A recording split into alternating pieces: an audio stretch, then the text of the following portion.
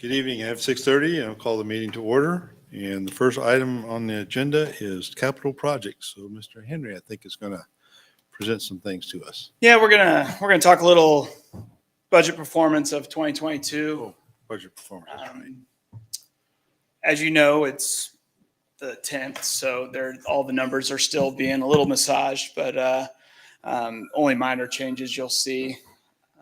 I did submit a report for your packet. My presentation's kind of abbreviated report, so we don't have to go through every line. But we'll start budget in usually May, and then the line by line items will come out. But this is more of a summary of how we did in 2022. Before I start, New Year's is around us, and I know some families do resolutions, and maybe some say, let's do a budget. I'm just trying to give you an example, kind of compare what families go through and what cities go through. Each month, most families deploy maybe a zero-based budgeting system where you give every dollar you earn a job, whether savings, pay for insurance, pay for car, and at the end, you hope to have zero left over. But what happens is cars break down, toilets run. Just this week, I realized my 6-year-old can change the thermostat. So I put a lock on that. So life happens, I guess.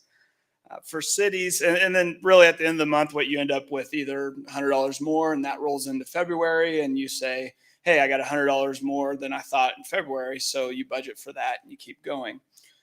Cities, because of all the laws, we have to submit our budget 6 months in advance. So a lot of life can happen in 6 months for cities. And that's kind of what we're talking about tonight with the general fund. The two areas that that we saw great gains, variances on is sales tax and our permits. It's really hard to estimate sales tax in kind of this environment. How's the economy is going to go?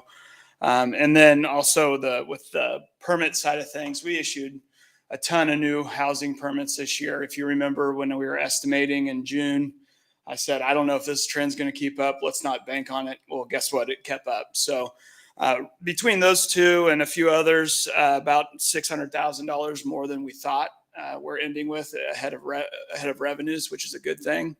One thing I do want to point out, the rec center surpassed pre-pandemic participation and involvement, which is really something to see. About $120,000 in revenue. And not that we look for revenue, but really the participation side is really scary. When we hit COVID, to see participation numbers go way down, but they're past pandemic levels. I would like to touch on, and I did a little bit with the sales tax.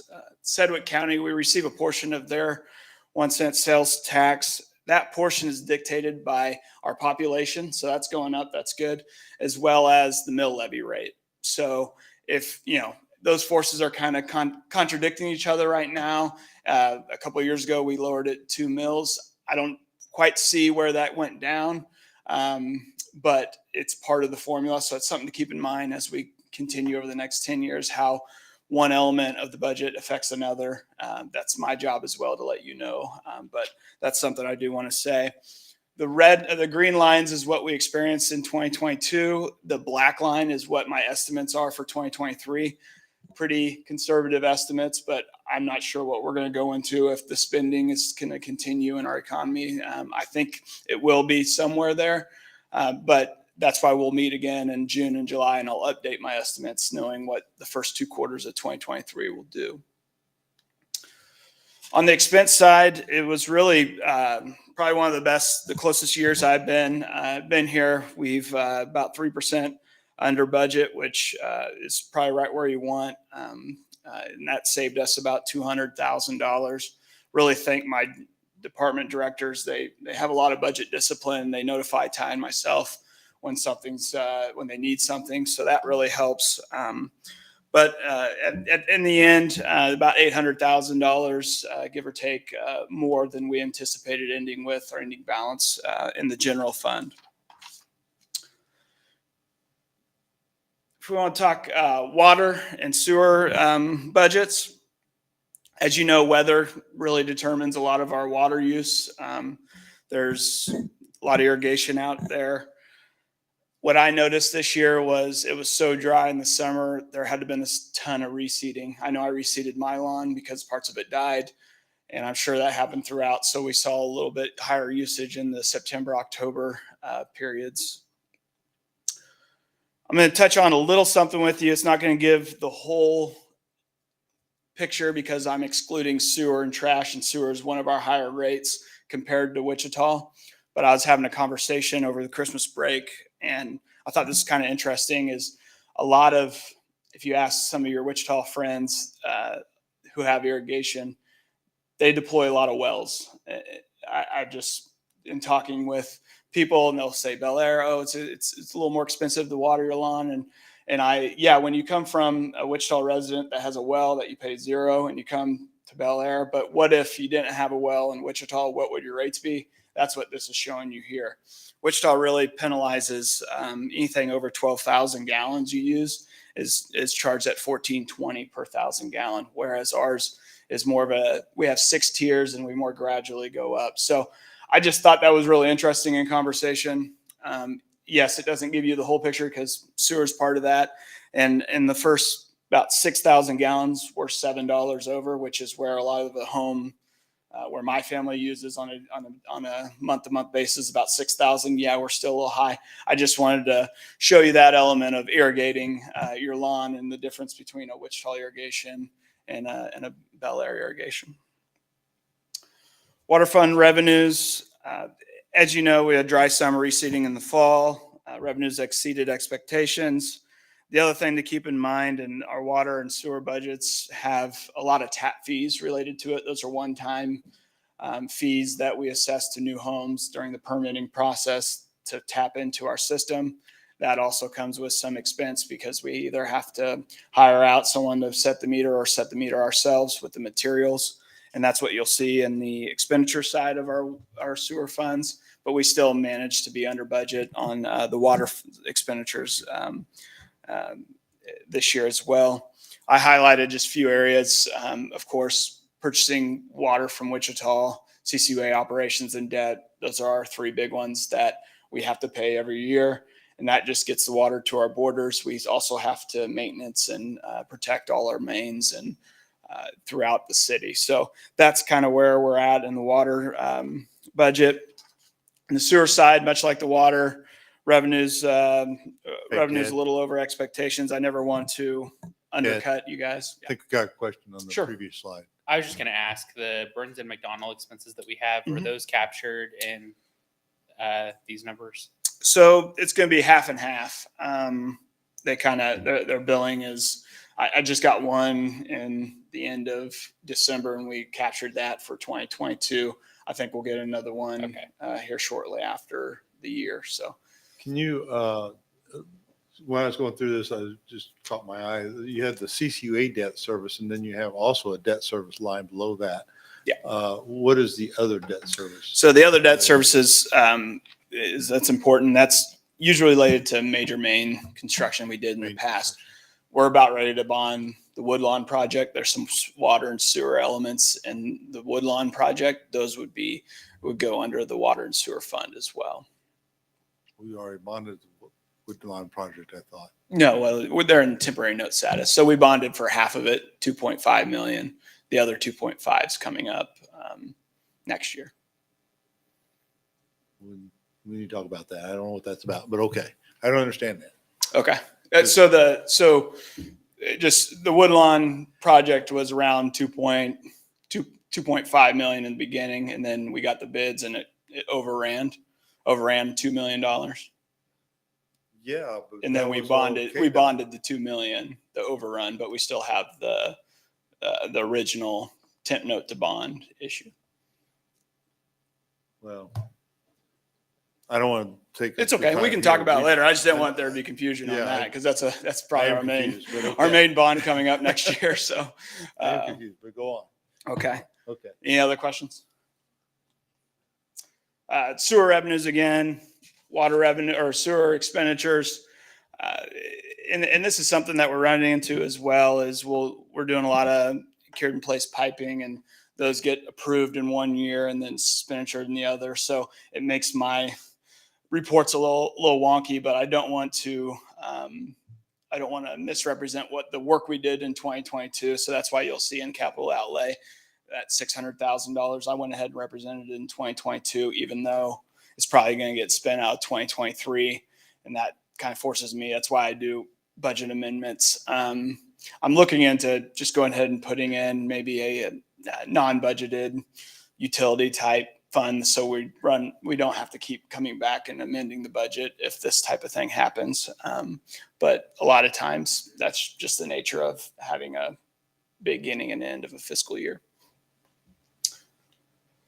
Street maintenance fund. Really, this is kind of street safety fund. I always like to mention this anytime we're up. The state and county fuel tax is what gets applied to a gallon of gas. In the original probably founders of the transportation system says, oh, the vehicles will pay for themselves, they'll erode themselves through this tax.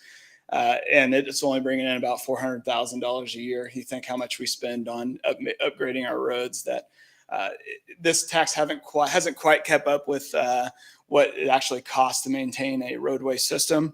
However, it does pay for the salt and sand, a lot of the pothole patches, a lot of the safety type elements of our system and maintenance, and that's what we spend it on. And kind of the real thing is the sales tax and property taxes kind of support our transportation system. That's what it came in. That's the effect of not keeping pace with how much it actually costs. So just something I like to point out. And the gasoline tax hasn't increased, I don't think, since 1993. So interesting little tidbit. Equipment reserve fund. These are the non-budgeted funds. You'll see myself or our public works director come in front of you. Chief and I last a couple meetings ago, we'll come and ask you for a larger piece of equipment. That's what this fund's out. We did about just under $500,000 in equipment purchases last year. Big one, international dump truck. That's been real handy for clearing snow or for treating our roads and all around. The Bobcat mini excavator, the new public works truck. And you can read. In 2023, again, these are scheduled for replacement. I will say we had a water and sewer cleaning truck last year on the schedule, but we said we really need a big international truck more than we need this one. So things get switched throughout the year. However, this is what we're trying to get. The big thing I'll tip you off on is we did not buy a police car last year because you know what, the supply wasn't there as well. So I imagine we'll have another one of those fun conversations with Chief on maybe buying 2 this year or not. That's something to go something to go later on this year. But I would like to maintain some of that schedule of replacing 1 a year, because once you get behind, you never or it's hard to recover when you have to buy 5 vehicles at once or 4 vehicles. So we'll have that conversation at a later date. Just want to hit you off on that. Again, we're looking at spending about a little over $450,000 in large equipment replacement. This is an area that we talked a little bit about last year. We're going to have to continue to make these types of investments to keep our fleet maintained. A lot of the things that suffered when we had, and we still have, kind of a large land debt obligation is we had to make do with a lot of the equipment we have. And sometimes we need to start making strategic investments in our equipment and how we replenish that. But that's, again, for another day. I just letting you know what's coming in the future. Capital improvements was pretty much all roads in 2022.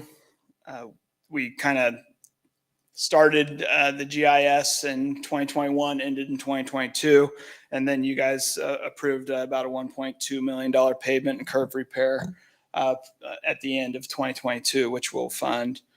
That leaves a little over $500,000 in our CIP as we move into 2023.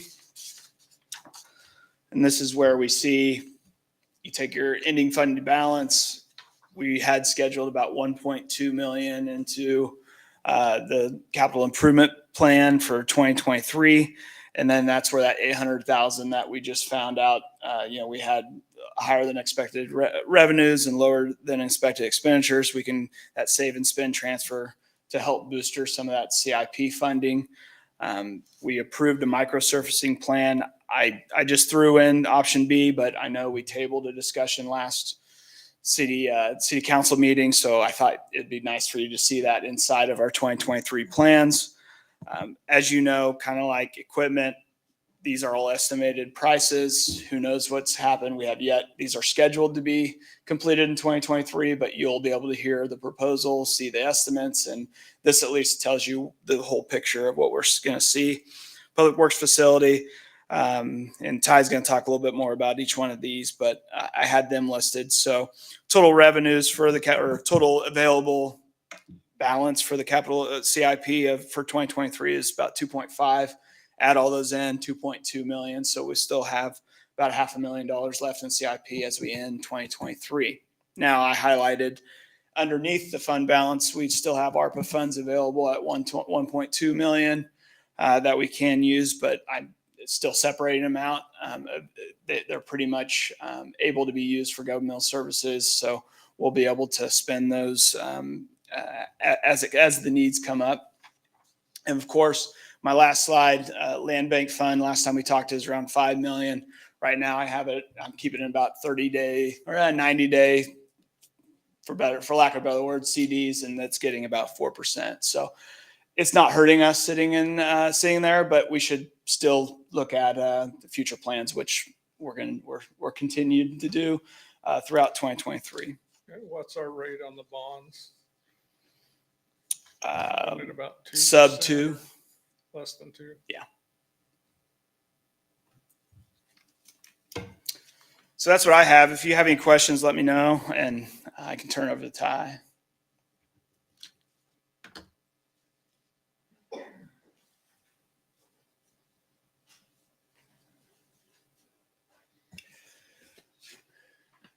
Okay. So you remember in December, I gave you a task of tell me what it is that you want and don't consider money. Well, Ted and I were a little nervous. I have to be honest, because we didn't know if you were going to throw at us $100 million worth of projects or $500 million. And how are we going to come back and say, with some good news, say, hey, we can do some of that stuff. So we were a little bit nervous. But to be honest, very proud of this group and the thoughtfulness that you put in to what you wanted to see accomplished, because it really covered all of Bel Aire. You addressed a lot of needs that we have.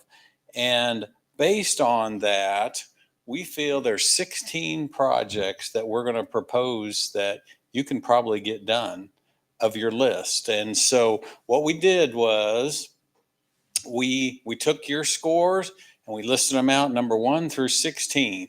So no, this is probably not a surprise. Number 1 was 53rd Street from Oliver to Woodlawn. We have an estimate. Garver did the preliminary engineering, got an estimate about 2.5 million to redo that. Now that's just a 2-lane with open ditches, but that's a total reconstruction of that project, of that street. Number 2 was 45th Street between Oliver and Woodlawn. Now we're going to guess in the neighborhood of 2.5 million, but that, as we've talked in the past, that is up for WAMPO funding. And that can occur within the next probably 3 years to 5 years. So this would be our match if we can keep that on WAMPO and get funding for that. So that was the number 2 project, and we think we can get that done. So number 3 was HVAC at City Hall. That is something you saw Ted included in the 2023 budget that he can fund. Number 4 was upgrade, expand existing public works facility. Again, there was $60,000 budgeted for 2023. What I'd like to do is, instead of spending that yet, I've got a meeting set up with a local engineering firm, and I'd like for them to kind of do an assessment / feasibility study. They said they can do those for a few $1,000s. And really what they do is they look at what our needs, we tell them what our needs are, and they look at our current facility, what how does it work? What needs to be updated in that? Is there expansion room? What's it going to take? What's it going to cost? And then of course we have another location available. So then they could compare what would it cost if we just sold what we have now and built what we need there. And that would really, I think, give all of us a little more comfort in, do we expand and work on what we've got now? Or is it too much money? And is it better to sell that location and build a new one? So what I'm going to propose is that we look at doing a study like that. And again, it should be only a few $1,000s. They said I'm going to meet with them tomorrow to talk about it. But to kind of, so that you have a good idea of, which way do we want? Do we invest where we're at? Or do we want to look at maybe investing in a new location? But we can, that is budgeted. The electronic locking system. Just to clarify on the Yes. Public work facility, that's just the 60,000 is just engineering. That was just a architectural design. work. Yeah. Okay. Yep. So electronic locking system would be great for City Hall. That was one of your priorities. Came in number 5. Again, Ted had that, included that in his CIP budget for this year. Funding to refresh existing parks. That was number 6 on your priority list. So what we're going to propose is maybe looking at budgeting every year a certain dollar amount, and we could then move that to the capital improvement program, and then we can do some updates to our parks. And maybe for 1 year, the 50,000 covers it. Maybe we save a couple years and spend 100,000 on a park, something like that. But maybe that's something that we just plan for every year to do. Number 7 was overlay 53rd from Rock to Woodlawn. That does need done. The road, it's got a great base, but they only put, I think it was 3 inches of asphalt on there. Again, saving money. But the idea was at some point it needed to be overlaid. And so that was number 7, probably about $1 million to overlay that with at least 2, maybe 3 more inches of asphalt. But that would set 53rd up for quite a while. Number 8 was replacing Central Park Pool with a splash pad.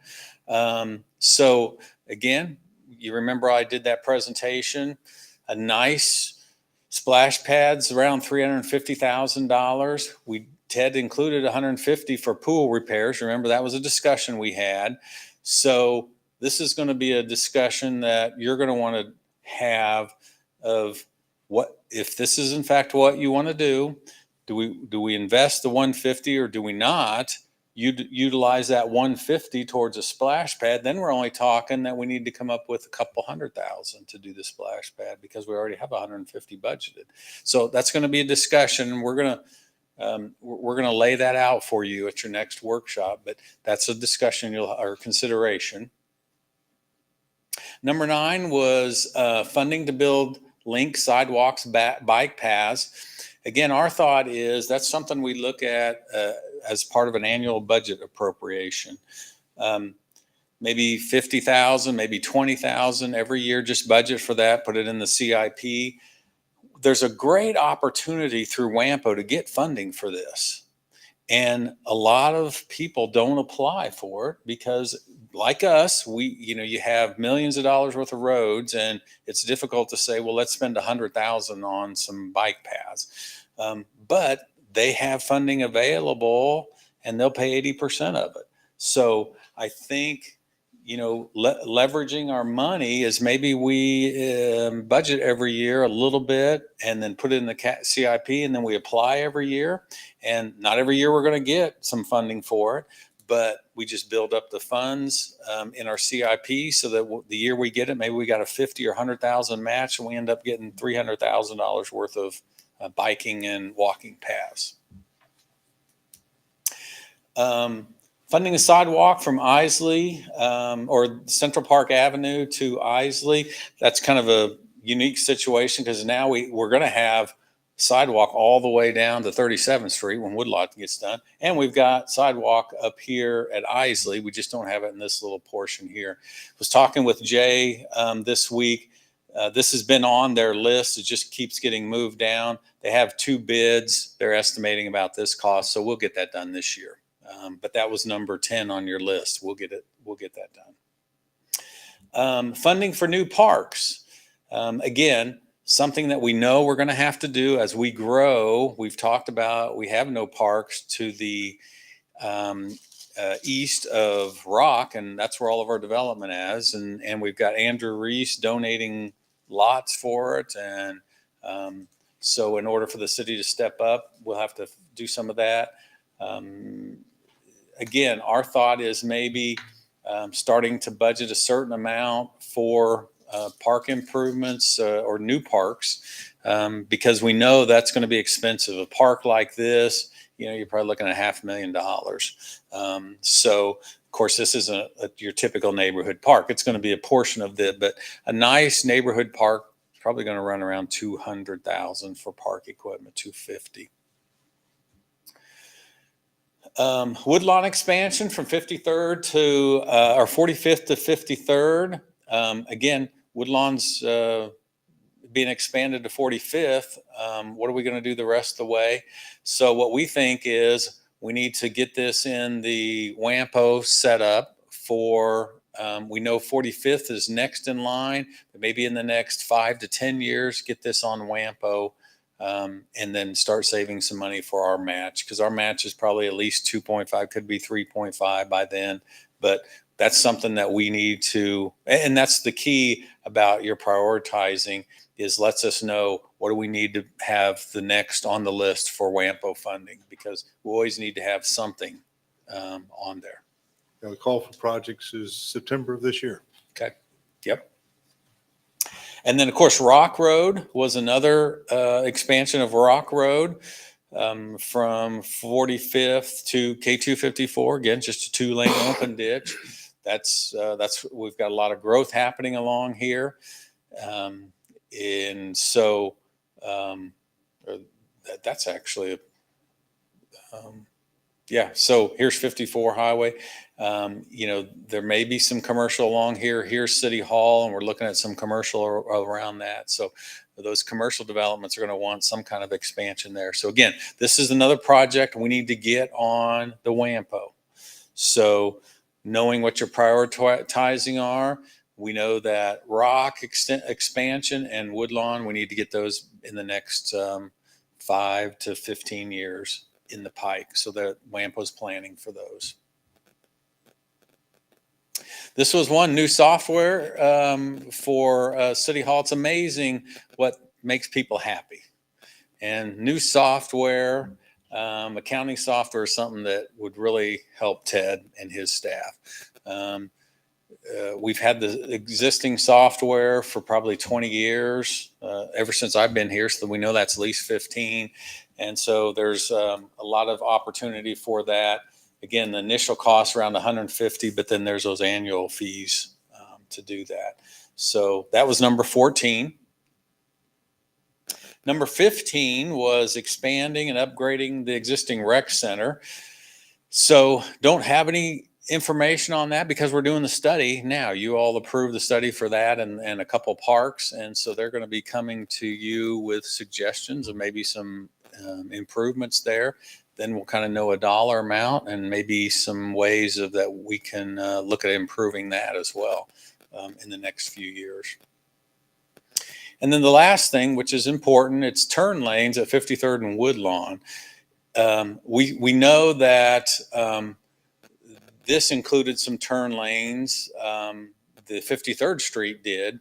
And so we may be able to talk with Garver. We know there'll be turn lanes here. Maybe we can make some improvements while they're working on that to that intersection. that'd be the good time to do it when they're out there. So that's something that we'll look into. Think it might be able to be done when we're looking at 53rd Street. So I think one of the suggestions there at that intersection was the southeast corner, you put a lane there for the school traffic, because in the evening, that traffic backs up from the school parking lot onto the street. Yeah. And then it's blocking the lane in the street when it does that. So, Yep, I've seen that. They'll park along there. There's a shoulder here, and they just park in the shoulder the whole way. So So Yeah. the 53rd engineering study did not go through the intersection? no, it went to here, and it included turn lanes here, but it didn't look at doing anything over here or here in turn lanes. and those, you don't actually see it there, but those two streets, 53rd, are really out of alignment. They are. It's hard to see, but that's the other issue You is come up that because hill and you Yeah, suddenly you're- got traffic right head onto you. you're facing it. Right, Yep. right. Yep.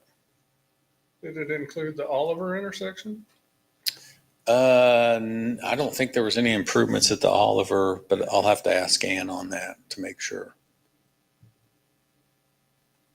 So what's next? First of all, that we wanted to throw these out and make sure that everybody agrees.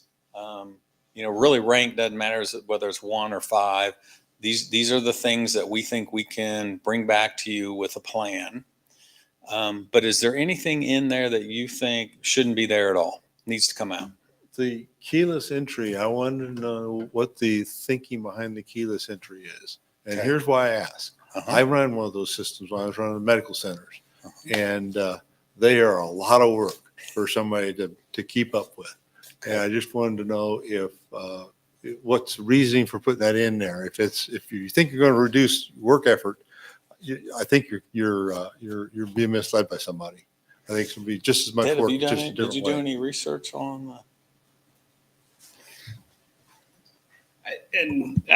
I'm not sure how long ago, or I'm the key master of the city, and there's Yeah. a box as big as the wall full of, because if you think we got PD wing, each individual door has their own side.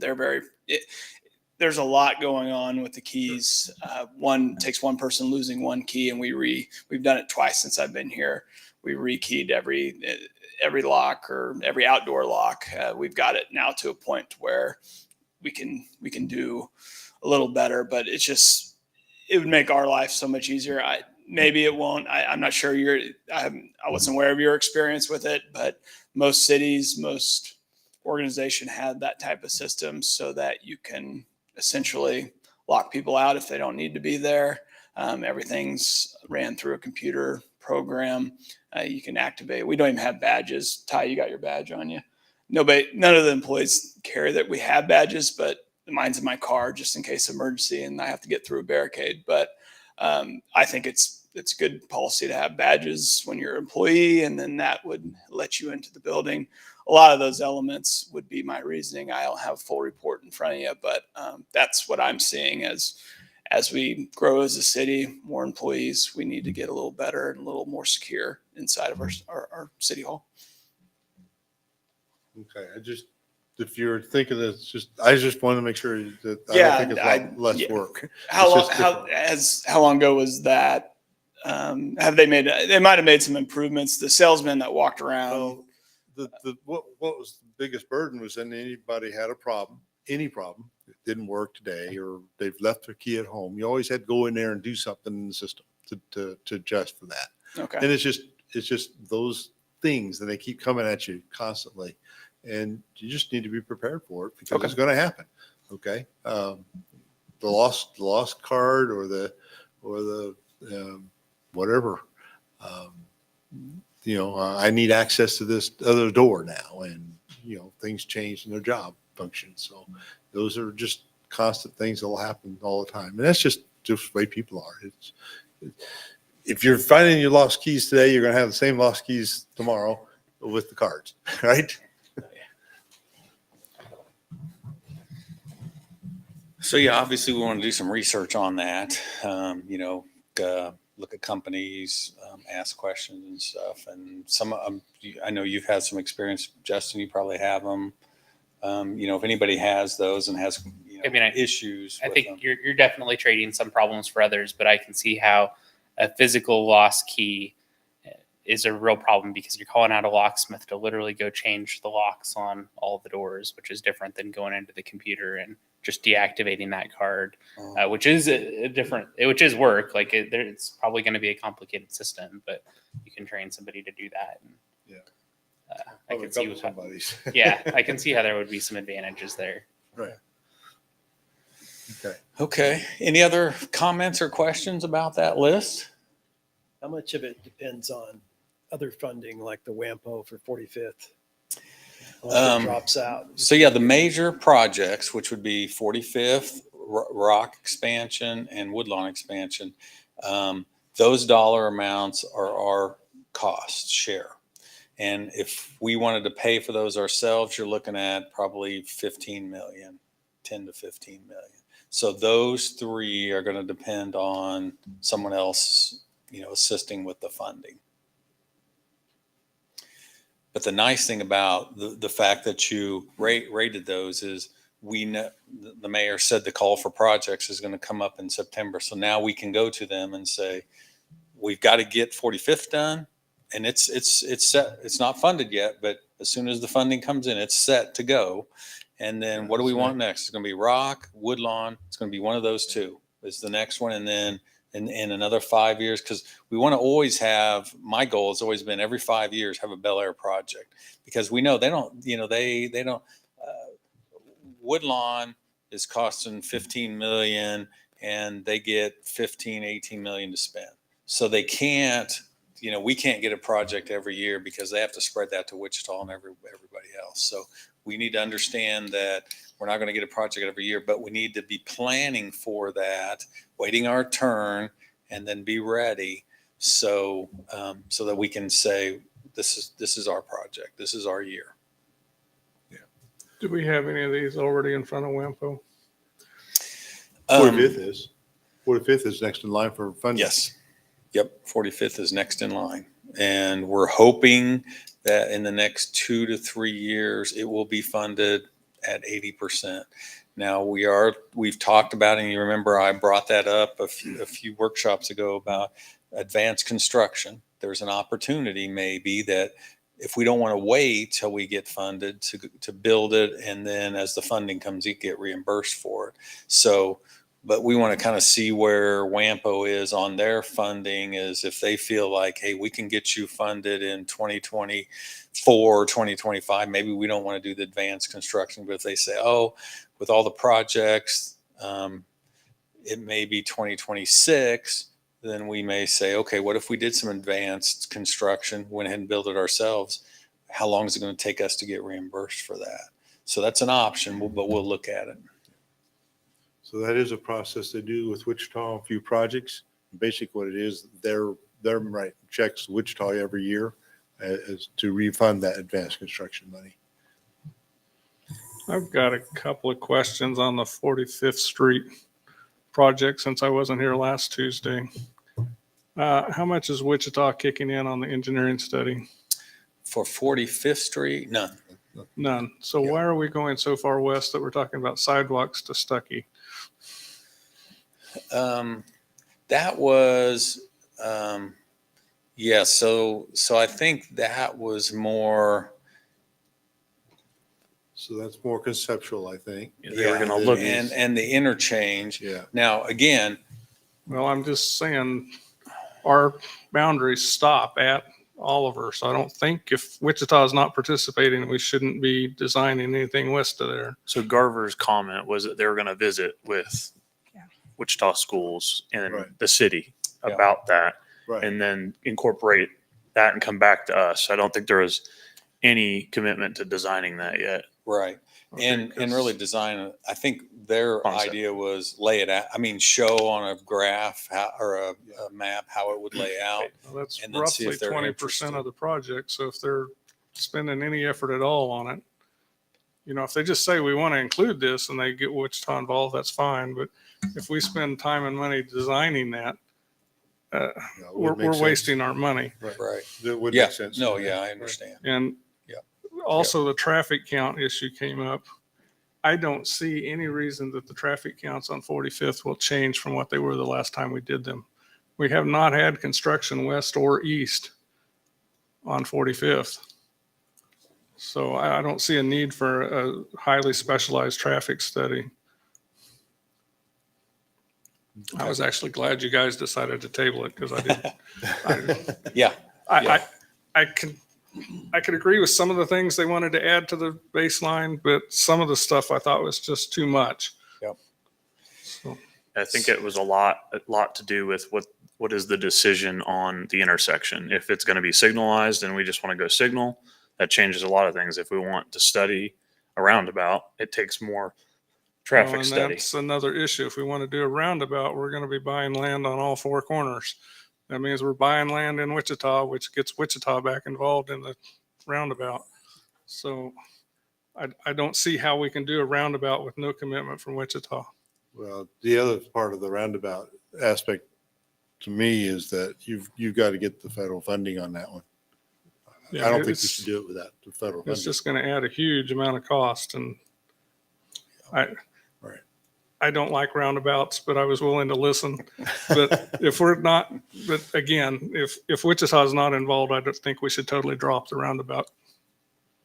I think one of the bigger things on the roundabout is really studying the cost of putting a box in, because to put in a roundabout, you're going to have to be able to spread it. It's not just buying the land, John. It's the corner where there's drainage currently. I It's know gonna it be- adds a lot of gonna add- complexity to the project. That's going to add complexity and cost. So that's definitely something that if we moved forward with that option, they would be evaluating, like what that Right. impact would be. So Right, and there's- that's just part of the engineering study to There's determine drainage feasibility through of there it. right Does it make beside the sense? intersection. Yeah. So That wouldn't there's necessarily- a lot of work that would have to go into thinking about a roundabout. That option, though, if just to kind of repeat what they said when they were here, just because they're doing that study doesn't mean they're going to recommend a roundabout. Right. They're going to go through the process of determining, is a roundabout a good fit, and then we make the decision of if it's a recommendation, if we want to pay for it. Right. Well- John, I don't think we should even invest in engineering money, because I think we can see that there are a lot of problems with it right from the start. But that's- Well, We know it's going to cost a lot of money to do. okay, so those are And if short- Wichita potentially is not short-term involved- problems, but what about the long term? there's two Fine. phases to But this. if Wichita is not involved, then we shouldn't even be thinking about a roundabout. Well, there's two stages to think about in the roundabout. Right. First is the feasibility. Yep. Does it make any sense? And right now, none of us can say that because that study hasn't been done. We haven't evaluated it. And And Yeah, then that's- once they determine whether it makes sense or not, they'll bring that to us and say, okay, this is the direction we're going to say to go with the engineering design. And they'll, It's not engineering design yet. and they'll just explain like- the pros and cons of each. Right. But Each that's side. part of what I'm saying. If Wichita is not involved, it's not feasible. Doesn't matter anything else. If Wichita didn't get involved, it's not feasible. That was part of the task that Garver's to Now- go and take care of. If Garver can do the traffic studies and decide it's not feasible based on the existing traffic studies, then we don't need to worry as much about Wichita. We just know we're not going to do it. John, I don't know As why a you're res- worried about Wichita in the first place, to be honest. I don't. Because they are the other side of the street. If we expand west, we have to work with Wichita. Yeah, and we may have to anyway if we want to put a sidewalk in, and that's a part of the evaluation. And I'm saying that if we get into Wichita at all, we're not doing things correctly. That's your Well, opinion. It's a given that we have to have Wichita involved if we go west Yep. of the. We'll have of the- Wampo involved. We'll have a bunch of Yeah. people involved. That's not a Right. reason to not pursue it. Right now, it's a study point and It's it a needs to reason be for us studied not and to pay researched, and we for it. need to get answers to those questions. So I think it belongs on the top 16. I agree. I do. I agree that 45th should be on there. I believe 53rd is much more important because of the condition. 45th could easily last another 2 or 3 years. So I don't think anybody's arguing it's not that. a big rush to get 45th in. We can't even So- fund 45th yet, John. Well, I think we can, and I bet you Ted thinks we can too, Okay. if we get Um, Wampo involved. One question I had as we went through those 16, there were a couple of items where we were talking about kind of setting aside some money every year. I think it was parks, maybe sidewalks. Mhm. Maybe there was another one. Bike paths, I think was Yeah. one. Yeah. Would we do that all as part of the capital improvement fund, or would we be setting up different funds to kind of keep track of that? How are you thinking about approaching that? Yeah, so real cities, big cities, their capital improvement plan is a lot different than ours. There's silos inside of that plan. This money is dedicated to streets. This money is dedicated to quality of life, or, and that's kind of what I'm thinking is more or less an earmark. However, not what you think when you think federal government earmarks. It's more of, hey, let's have a conversation before we spend any of this money because it was a priority back. Is it still a priority? And that's really what we're trying to do with all these exercises, is to give you guys the alternative option each and every year. Because what I'm going to come back with in February is I'm going to try to put all these projects in a 10-year plan, and you'll step back and say, oh, we got to grow that much, or, because a lot of this is depending on growth, guys. And that's where I'm kind of juggling. And it also depends on, how many businesses we recruit to the Sunflower Commerce Park, and when do they come off their 10-year abatements. So there's a lot going on in the next 10 to 15 years. And if we don't have these conversations now, what I'm afraid of is we're in the middle of June budget meeting and we say, oh, let's do this. And without the perspective of stepping back and saying, okay, how do we want our city? So nothing we're talking about today is set in stone. However, we're going to show you a roadmap on, how to get there and what it's going to, how, if you deviate, what it costs, and as far as years it takes to complete, or opportunity costs that you're missing. So that's kind of what this project's all about to me. And we're going to continue talking about this for probably the next 5 years over and over again, because these are huge projects that we do. And if we're not at least somewhat prepared or looking into the future, we're going to look back and say what it could have, should have. The only other thing, you asked what could be taken out or added. I had written down on mine, I'd like to see us continue to focus on some small mill levy reductions over time. It doesn't have to be 2 mills every year, but maybe targeting that, maybe Sure, a and half that's- mill or a mill. That wasn't on the list, but it's not really a project either. It's more of a budget priority. So I just thought I'd throw that out there. And I think that's the constant struggle we're going to have, is this at least shows you what you're going to give up. And that's what I want to show you guys as well. Our original goal on the mill levy reductions was not 2%. Yeah. It was from a half to 1%, and we got kind of screwed around. And I'd go back to the half to 1% range for what we should be doing. Sure. Other thing I'm asking though, all these road projects, can we begin to set aside money for those like we do for other equipment? Can we, start building up a fund? And lower the mill levy and fund, and that's where we're at right now. Is I can show you if we start setting aside money, what it's going to cost, and those are the conversations we'll have. I'm my hardest part is projecting our growth and what's going to happen in the next 5 to 10 years, and I got to start somewhere. We got to start somewhere. So. Right. If we I have, told you the number. if we have higher than expected growth or lower than expected growth, that makes a huge difference on that set aside money.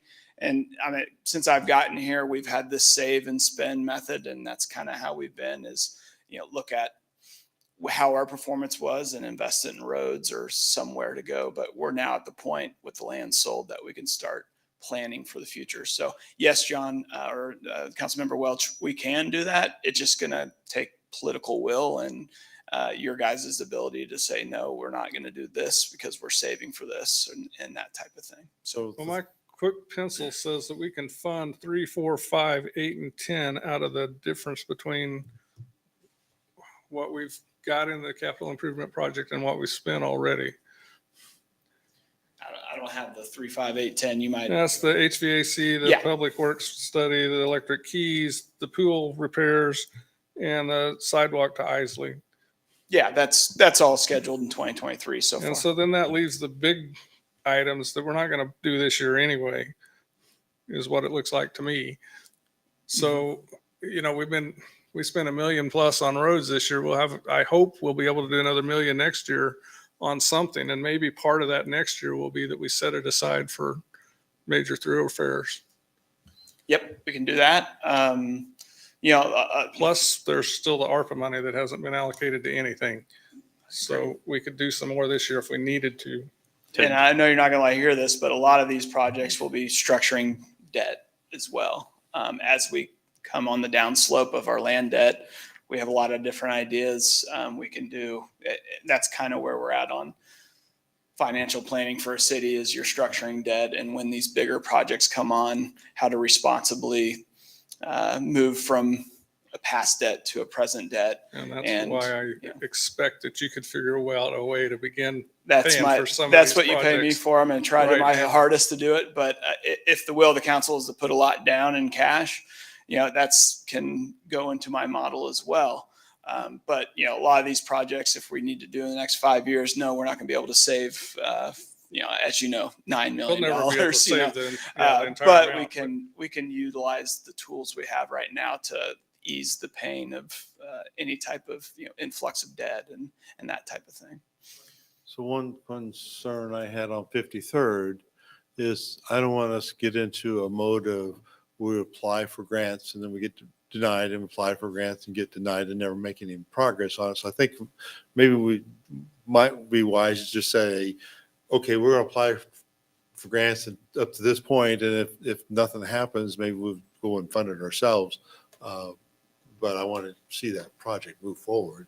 But I don't want to be in that cycle. So it's just a thought to think about as you working through this. Yeah, and really that's one project that's why it's on there is, Ted and we could probably today tell you that we can pay cash for that and get that done in the next year if you're willing to do that, because you've got the ARPA money.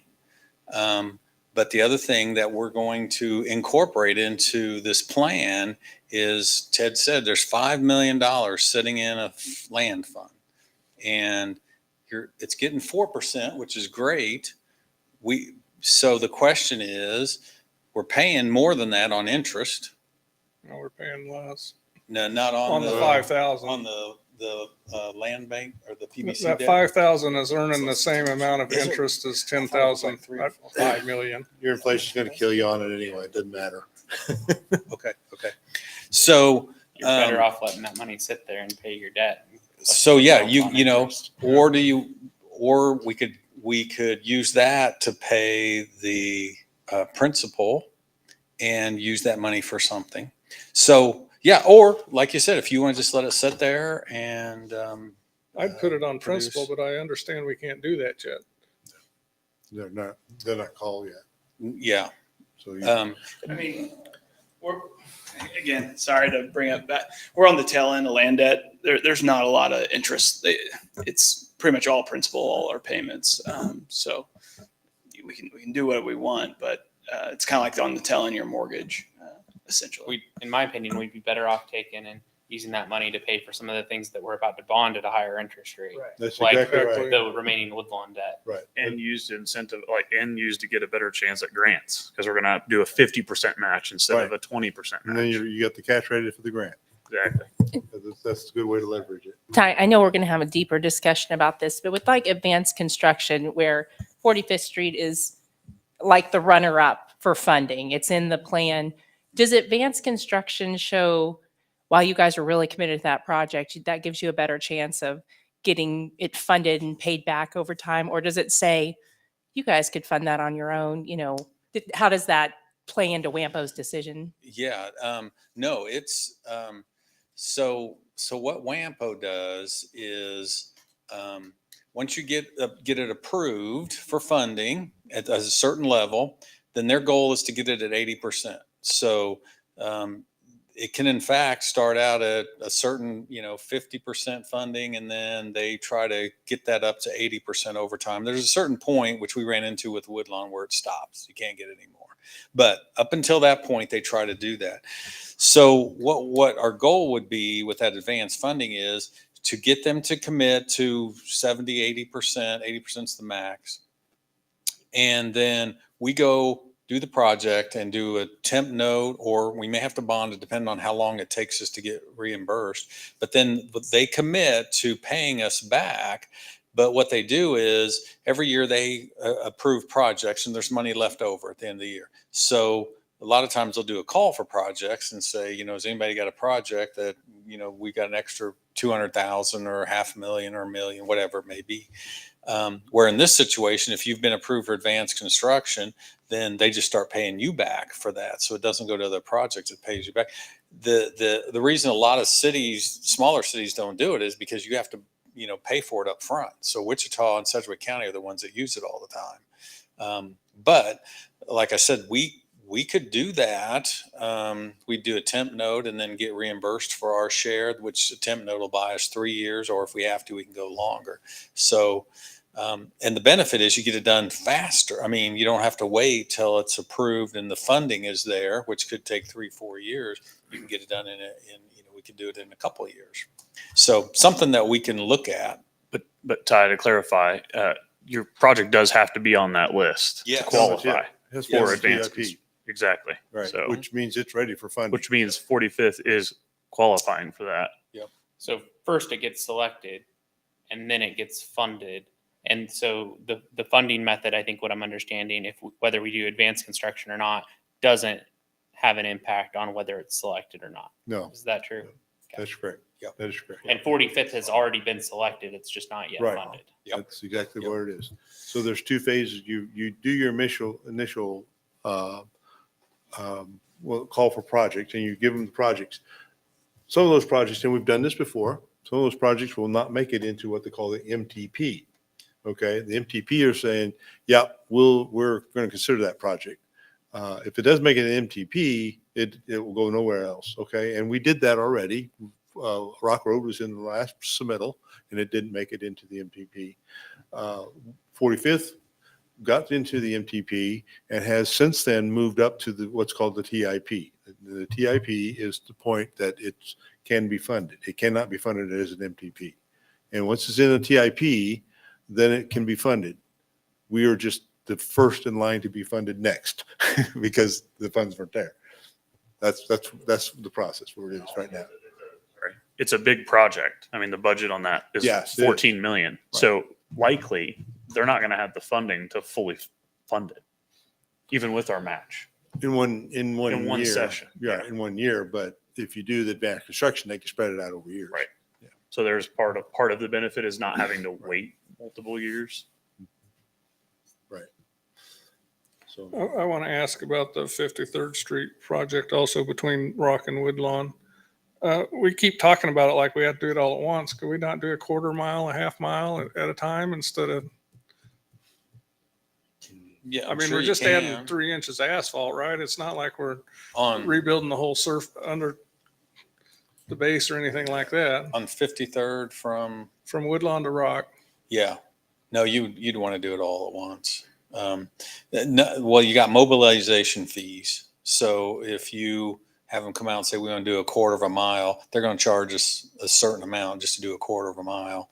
And then, you go 3 inches and then you got to do a drop off. And then how do they match that? What are you thinking over a few years doing that, or? I'm thinking we could have done part of it this year and part of it next year. And Yeah, I think that would be, I think and that how much are situation. the fees? I mean, is it something, the fees aren't going to be $500,000. If they're, Tyler, do you know what mobilization on $1 million project with I think- mobilization fees be? I mean, I'm not going to throw out a number because I'm not, quoting it, but I mean, you're right. I mean, every time they come back out is going to cost more, but more importantly, that is a small project. So Just right, one making it mile. even smaller, you might not get bids. They might just go, no, we're going to go do a full mile because they're bidding full miles. Like that's the problem you run into now with so many people being busy.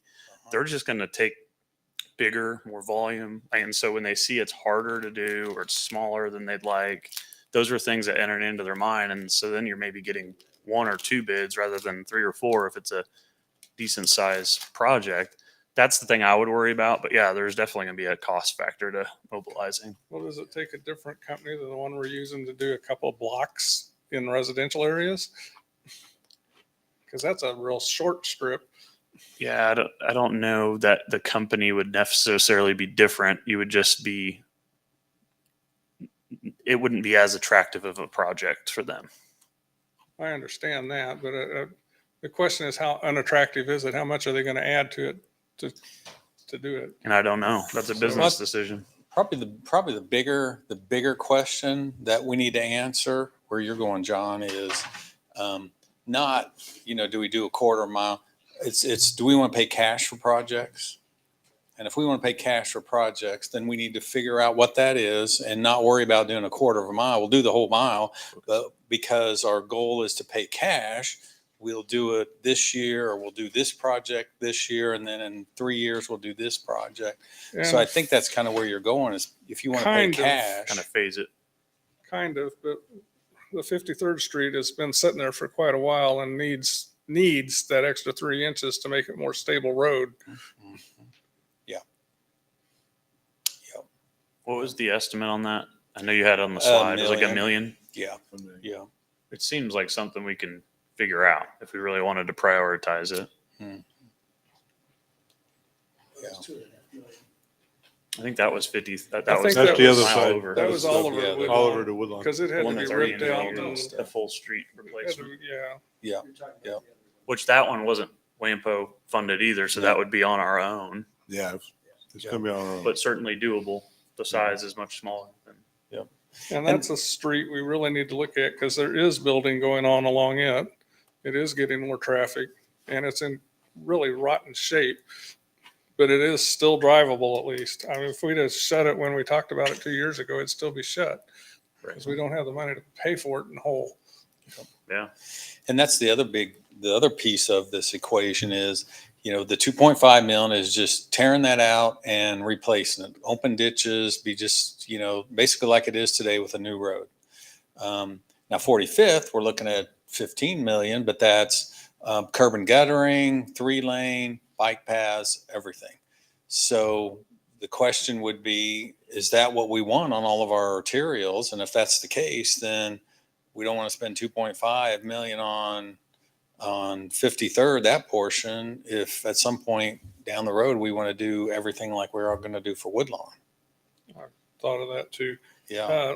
But I thought we were getting more than just 2 lanes and open ditches. I thought we were at least getting wide shoulders and wider lanes. Yeah. Well, yeah. They are There'll be going for the some shoulders. And shoulders. there was some safety kind of road improvements. alignment going on. Yeah. There was some road And alignment. some angle of attack, and Yeah. But it's, it's really just 2 lanes without a turn lane. I think the turn lane, there was a turn lane at Woodlawn, I think. At the at intersection. Woodlawn, there was a At turn Woodlawn. lane. Yeah. Okay. I don't know if there are any turn lanes. No other places. In the middle section of it. But No. But for lack of a better term, doing it on the cheap. Yeah. Doing the bare minimum, improving safety, replacing the road, but no major improvements to it. Right. But would that get us by for another 10 years until it needs to be 3 lanes or 4 lanes? So that's the probably longer than 10. pros. I mean, 10 years might not be long enough though if it gets developed along there. I was going to say it needs to be a lot longer term than that. If we're going to have to spend 15 million to rebuild it, we don't want to spend 3 million putting it in.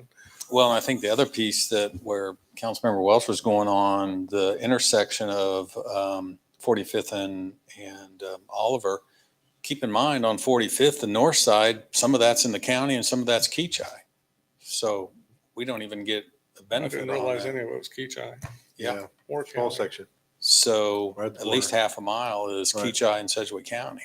So again, do we want to invest 15 million on a road that half of that mile on the north side we get no benefit out of? Have we gotten any traction? There was about a year ago effort to convince other governments to work with us on the roads instead of In my got nowhere with yearly it. report, I said that we hadn't gotten any traction on that. Yeah.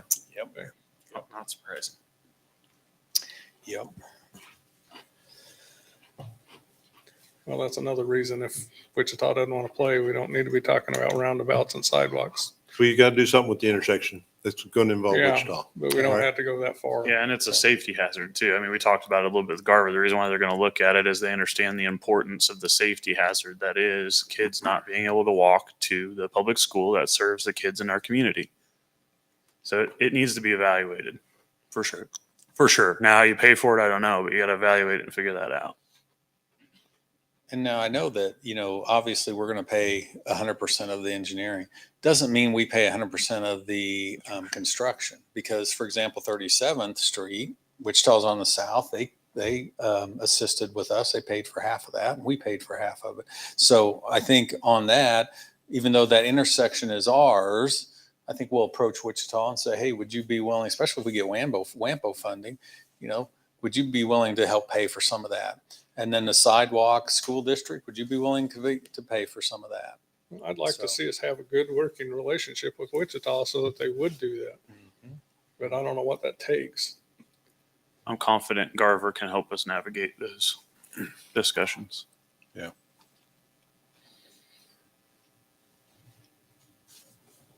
The other thing I wanted to chat a little bit about is the pool, just to clarify, the 150,000 was to redo the plaster, is that right? Yep. And 350,000 is to do the splash pad? Yep.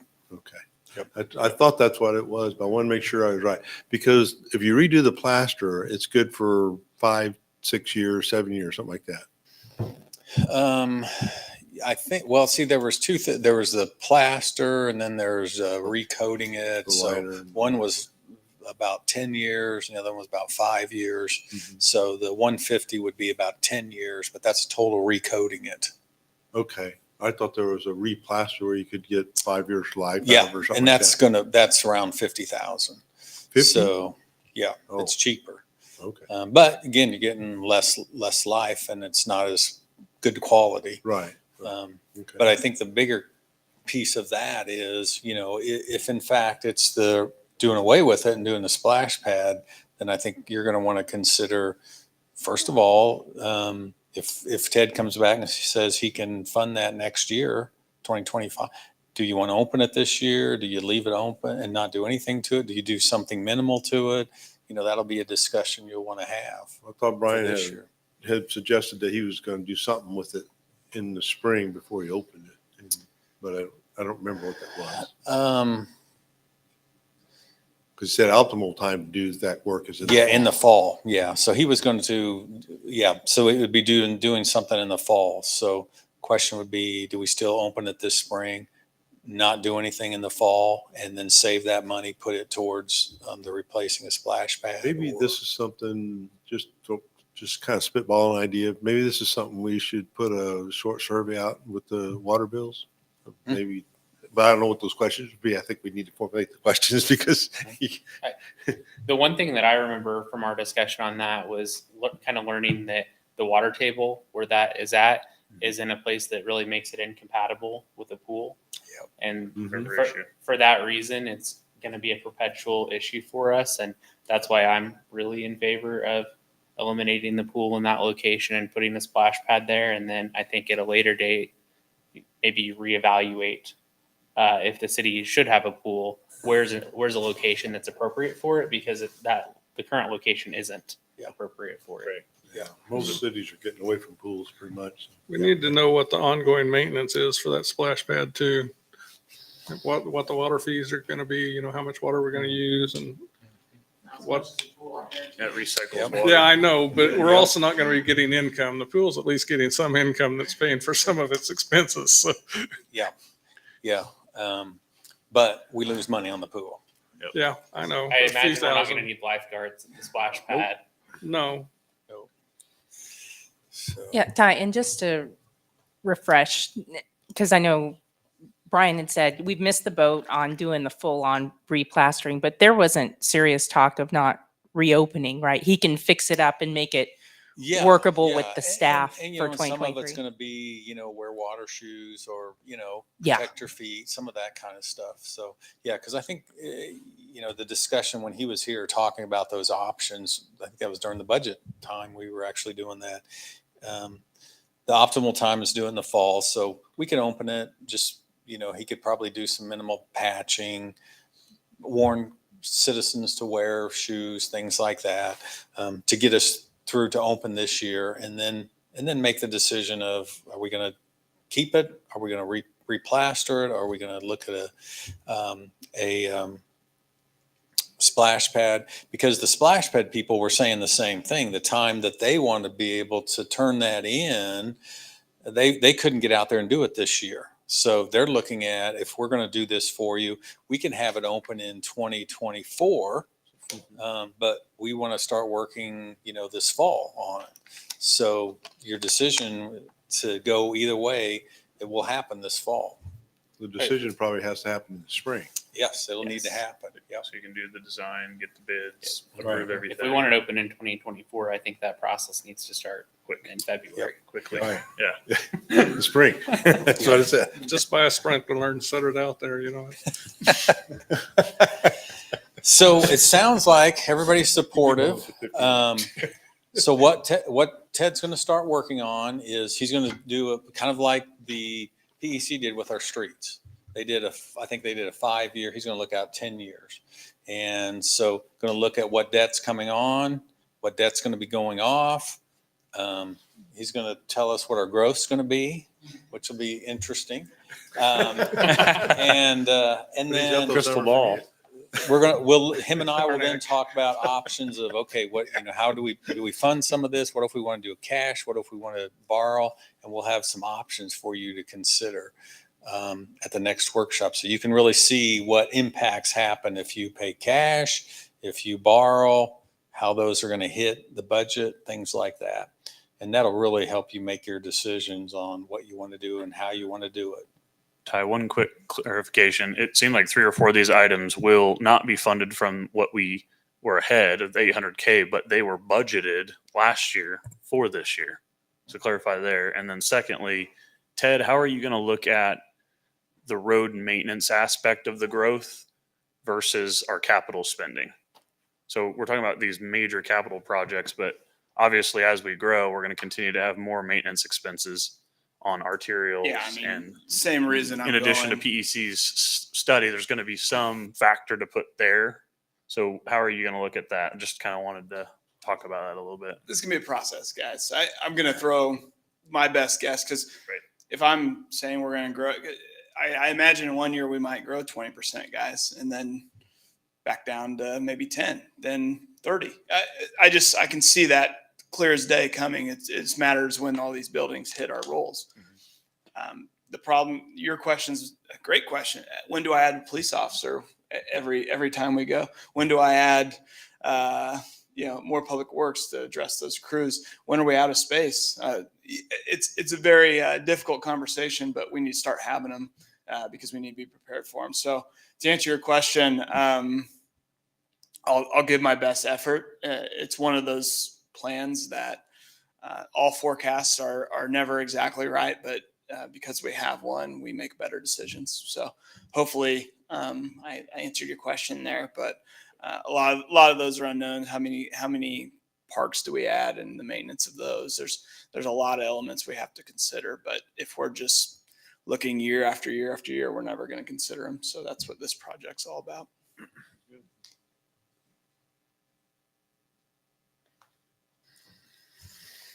Okay. So we'll switch over and Jackie's going to talk to you about legislative priorities.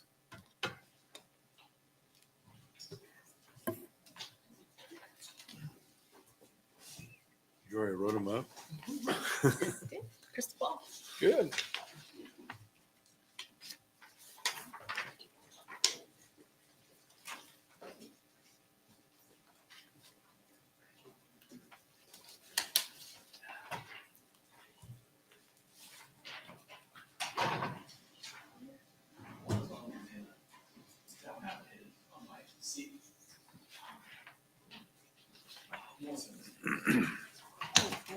That's good. Okay, so we want to talk through the legislative priorities that council sets. Basically, I just made kind of a worksheet for us to use as we look through the priorities from last year's letter and talk through what happened, what was achieved, and what we see possibly getting done this year on those same priorities. And then off to the right, possibly ranking the ones that will make the letter. So I'll just go through all of them and then you can have discussion if that's okay, Mayor. Yes, please. Okay, so One of the most important ones was the countywide sales and use tax. Again, just trying to keep that formula that allows cities to get a share, smaller cities to get a share of the revenue that goes to the county generated in their city. That was a priority last year. I think it started from a county in the northern part of the state was threatening to remaster that formula that would have hurt a smaller city. That specific issue was fixed. It was addressed. So in talking to the league and the lobbyists associated with them, they don't see this as a major area of action in the coming season. I think our goal in pointing that as a priority was accomplished. The formula didn't change. Bel Aire gets about 20% of our revenue from this formula, so it's really important. So with that, staff is still recommending we keep it on the list, just because if the legislative passion for it has died, it's great, but if it hasn't, it can be really costly if we don't let our representatives know where Bel Aire stands on it. So that's that one. Property taxes, as the legislature tried to address the property tax issue by providing as much notice as possible, that created a lot of work, a lot of paper for cities, then having to have hearings and notify the county if we're going to exceed the revenue neutral rate, and then counties having to publish on behalf of all their subdivisions a letter that this year was really confusing. This legislative action is what caused this change. It was a hot topic last year, and my understanding from the folks in Topeka is that it will likely be a hot topic this year.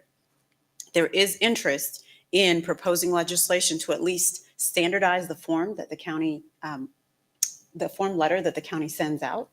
So just as an anecdotal story, one county didn't send the form correctly. So that county was found not to be eligible to exceed the revenue neutral rate. Therefore, all the taxing subdivisions within that county couldn't either, regardless of if they'd had their hearing and done everything properly within the city.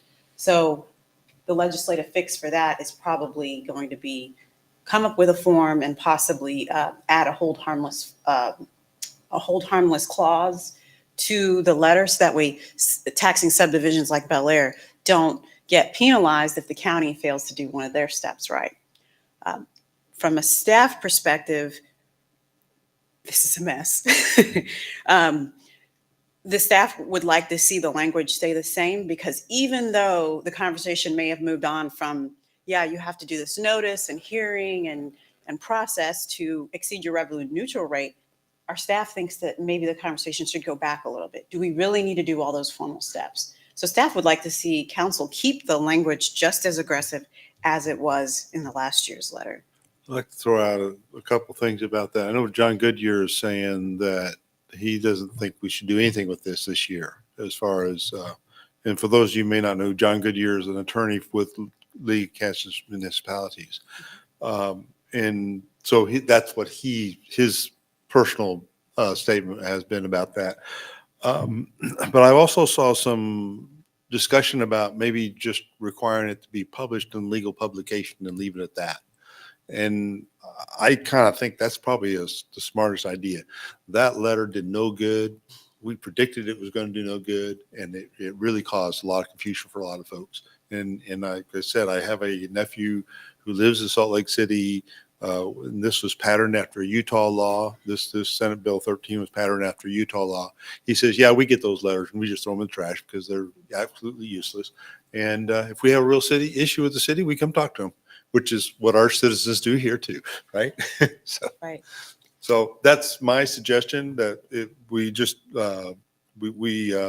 push for publication only, legal publication only, and drop the letter completely and change the law to say that we can do that. I would also like to see the language recognize how ineffective this is for cities that are growing specifically.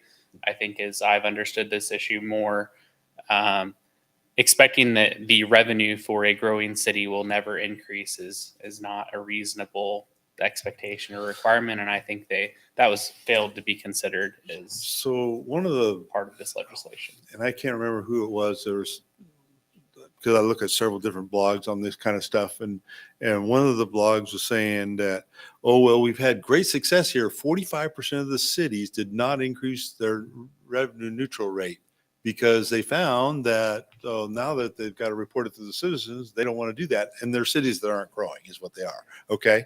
And so that's what's happening with them. And they said, great success. Well, yeah, kind of great success because you stopped adding tax burden to communities that didn't need additional taxes. So I just want to make sure we're aware of that because that is definitely going to be a pushback that's going to come out of the discussion. That's why I think our Congressman or Senator Ty Masterson came Yes. here and spoke.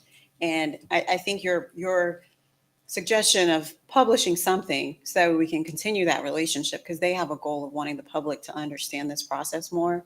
So that notice published in the paper might achieve that concern without, hurting cities that are growing naturally. Well, even Ty Masterson has told me that, 10% of the population would be concerned about this and the rest this is a non-issue to them. Either way. Right. So, So is there any more discussion on that? Mr. Mayor, yes, sir. you said earlier John Goodyear opposed doing anything with it. Do you remember why? Like, what was his reasoning?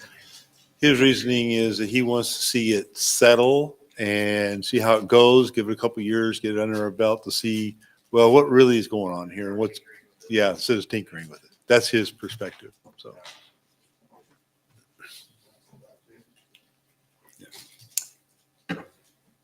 So the Okay. next item, home rule and properly funded mandates. This makes the list every year for this council. It seems to be a priority. And as Ty and I were talking, it'd be nice to have our representatives do a little analysis in their head, a two-step analysis. Does the action I'm taking reduce home rule? Or does it add burdensome requirement? Hold on, let me see what I wrote it down. Here. Does the legislation I'm considering strengthen home rule for cities, or does it erode home rule authority? And if that's one of the many analysis that they do, then they would not really run into problems with cities. So we haven't seen any specific action attacking home rule in this past session. The league is happy from their perspective. They're seeing legislatures understand this issue better. So that's good. But we would still recommend keeping this on our list, or at least putting a statement in there about action needing to strengthen home rule. I think in light of the fact that league has this municipality, this is one of those issues, not really a hot button issue, but one of those they really hone in their radar on, that it would be wise for us just to make it a comment in the letter instead of a bullet point. Okay. Simply because we've already got their support on it, and we have other issues that we want to talk about as well. And to Councilmember Smith's comment several years in a row now, we need to keep this simple, right? Yes, right. He's absolutely right. So if there's consensus on kind of not using the same language, like we said, we think they're understanding it a little bit better and reducing it to a sentence, that could create some space on your one-page letter if you still decide to go that way. But by the way, I don't know if I've told everybody this, that I will be up there on the 25th for the local government day in Topeka. So I've already got an appointment with Ty Masterson, and the others are setting up appointments with me. Actually getting a response from all four of them this time, which is something new.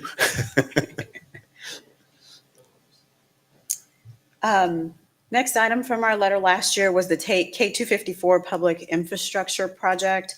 We wanted support for safety and improvements. This item has been successful in that Bel Aire and the Corridor Committee was successful in securing funding for a development plan for K254 and is working on that contract for completing that study in the next year. So staff's recommendation on this one, in light of the fact that it's study time, we've gotten as far as we can through that legislative process. Now it's time to do the study, possibly tabling this item and not putting it on our letter, and then completing the study, then coming back when it's time to take the next steps. Do you know how they get projects into the Ike? From my understanding, I defer to Ty, they have to complete this study and then you can Development. make it into the Ike, but Ty Well, would know. So Yeah. it's, But I just didn't want it to lose the radar if we needed to. That's what I was thinking about. so I agree, Mayor. Actually, I talked with Ty Masterson about this specific involvement with the committee over the years, and told him about the importance of that corridor for us. And he knows it's a priority. I think it needs to be in this letter. In fact, I would suggest maybe we think about moving it up, just because we can hammer home how much progress it's already made with the corridor management study, and then we can link it to ensuring that it gets into the Need to be development put up. pipeline, which is the next step. So Mhm. Right. Yeah, I don't want to drop it out because then it'll sound like we don't care anymore. yeah. No, we've made a lot of good progress here. We don't want to lose the momentum. I think if we're going to leave it in, then we should recognize that and change the language to say, Yeah. you know, Right. this We're in a X, new, Y, and Z we're in a new progress has season. been done. Right. Yeah, You know, we thank you for your support on that. Please continue to support. I really like that idea. This Kind of stuff. highlight that we've made progress. We're in a new season and we're looking forward to the next step. So if it's not time for the Ike transportation funding plan, then maybe we won't mention that, but we'll ask for their continued support as we complete our study and prepare for the next steps. So I would use the specific language of helping ensure that it gets into the development pipeline of the Ike transportation plan, because that really is what we're pushing for, because that's the first stage of getting funding. That's perfect. That's the words I would use. Yeah. The development pipeline. That's what the governor uses. That's what the Secretary of Transportation uses. That is their language. Yeah. She left. Yeah, I know. They got She new resigned. secretary now. Yeah, I know. Temporary, interim, I think. I don't Right. think it's permanent. You know, Calvin Reed. Got it. Okay. Last topic from last year's letter was mental health support. And then this topic, it's just become a buzzword in Topeka and across the state, and thinking about federal funding coming in. There's just a lot of synergy around this topic. And the people in Topeka think the same thing as well. We were talking about, Ty and I were talking about just really keeping this one on the list just as it's a big issue, and really crystallizing the focus on the importance of getting funding for a mental health hospital in the region, in Sedgwick County, but even if not in Sedgwick County, at least in the region. So keeping that in the letter is something that staff would recommend. We still see direct effects of the mental health issue. We've got at least one person specifically that has about 9 or 10, to be conservative, cases pending in Bel Aire. And that's a lot of time and energy spent. And a lot of those underlying issues are mental health issues that if we weren't making calls on this person and having to go through the process that we just naturally have to go through, and there were mental health support for her level of behavioral health, that might save some taxpayer time and officer time and such. So that's just one specific example, but we do see a need for mental health support just throughout, even in our environment. The real tragedy of that is that person's not getting the help they need at all. Right. But they're getting a lot of court dates. Right. Jackie, to what degree do we need to keep this shorter and sweeter for the most, because I agree with the comments about keeping 254 in there, but I know everybody at the county level and the state level is on board with the importance of addressing this mental health issue. And if I'm remembering, you were at the SCAC meeting back in November.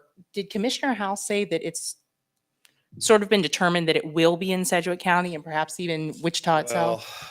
Well, yeah, you be careful what Commissioner Howell says. The interest is, they almost got this done last year, Right. but they ran out of time. But the interest is very high. And I think they're talking right now 15 million, but I think they probably need more of that. Oh, yeah, that's a but. So yeah. there are several groups who've come up with a plan, maybe even early designs and costs, and they're way above the 15 million. And then now coming back, which group should take the lead on this? So they're really needing to, the different groups who are involved in mental health in the area are all really great and strong, but it's figuring out who's going to take the lead and how that money is going to be used. You're right. There's already that 15 million. Yeah. But Yeah, that's not enough to do Right. what they need to do. I really think that this is a county needs to take the lead on this. I'm a personal view on it because it needs to be that, at least that big, if not Yes. South Central Kansas, but there's not an organization in South Central Kansas that's a government body. It's quasi-budget. I would say for our interest, I mean, think about our PD right now would be the ones transporting, and it would be so nice to transport in the county and not have to do it in Sure. a further. Oh, yeah. So, and Councilmember Hamburg, I think that the best way to kind of contain this is to articulate that need being possibly a hospital or some inpatient treatment facility. Okay, if you Just that think kind of it's, specificity. if we can fit everything we want in there and not diminish it by having it too long, sounds good.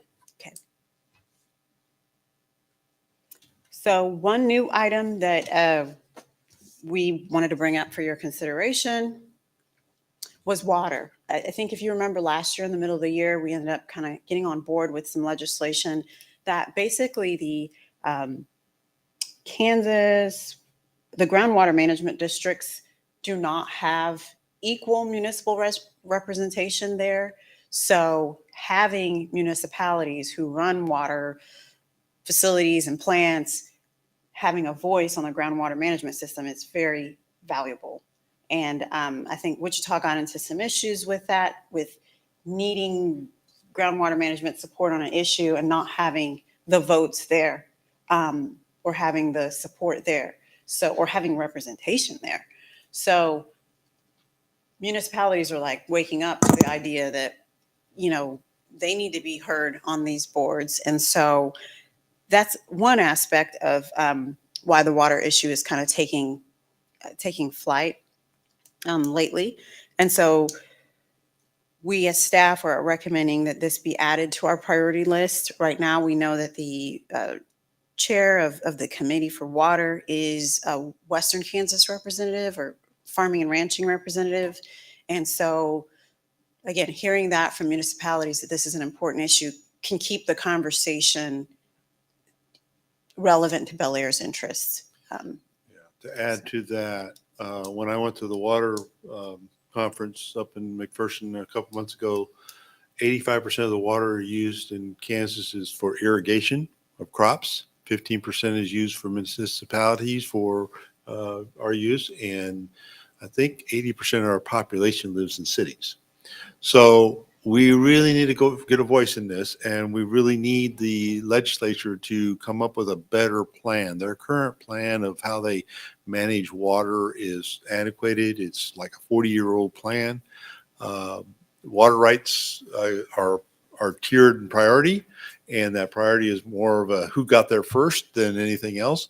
And that may not be the wisest thing to do in today's environment because of the issues of depleting the aquifers and better water management. So I really think we really need to hit home with that, because if we don't figure this out as a state, we're going to be out of water. Okay. And each of us need to do our own part, but we got to have some leadership from Topeka on this one. It's bigger than we can do. This popped up on the right, Mayor. This also popped up on the priority list. And definitely other municipalities are sharing that this is a big priority for them too, who are in our similar situation. Just give you a short example of that. Somebody who has a priority 1 water rate can waste water and keep a priority 2 person who's desperately needs water from getting it. Okay? That's the way the system is set up right now. And that's really sad, because we should be discouraging anybody from wasting water. Okay? So, Right. Yeah. Exactly. I will say I support this one too. And I'm not going to say that the city of Wichita or the county haven't had a part in pre-planning, because I think some of their projects they've undertaken over the last couple decades has proven otherwise, that they have thought about water management with the Equus bed recharge ASR project, but I really like when we can be proactive on issues like this, because generally these become political when we're in a drought. Yep. And we're in a situation where it's too late to do anything about it. So I really like seeing this on here. I really like putting pressure where it needs to be put to make the changes that need to be to make it a more effective plan going forward. Because I definitely agree this is a problem of our lifetime. I think it's going to be a major problem for us and a challenge. But like you said, we can't do it ourselves, but we can support trying to do better at planning.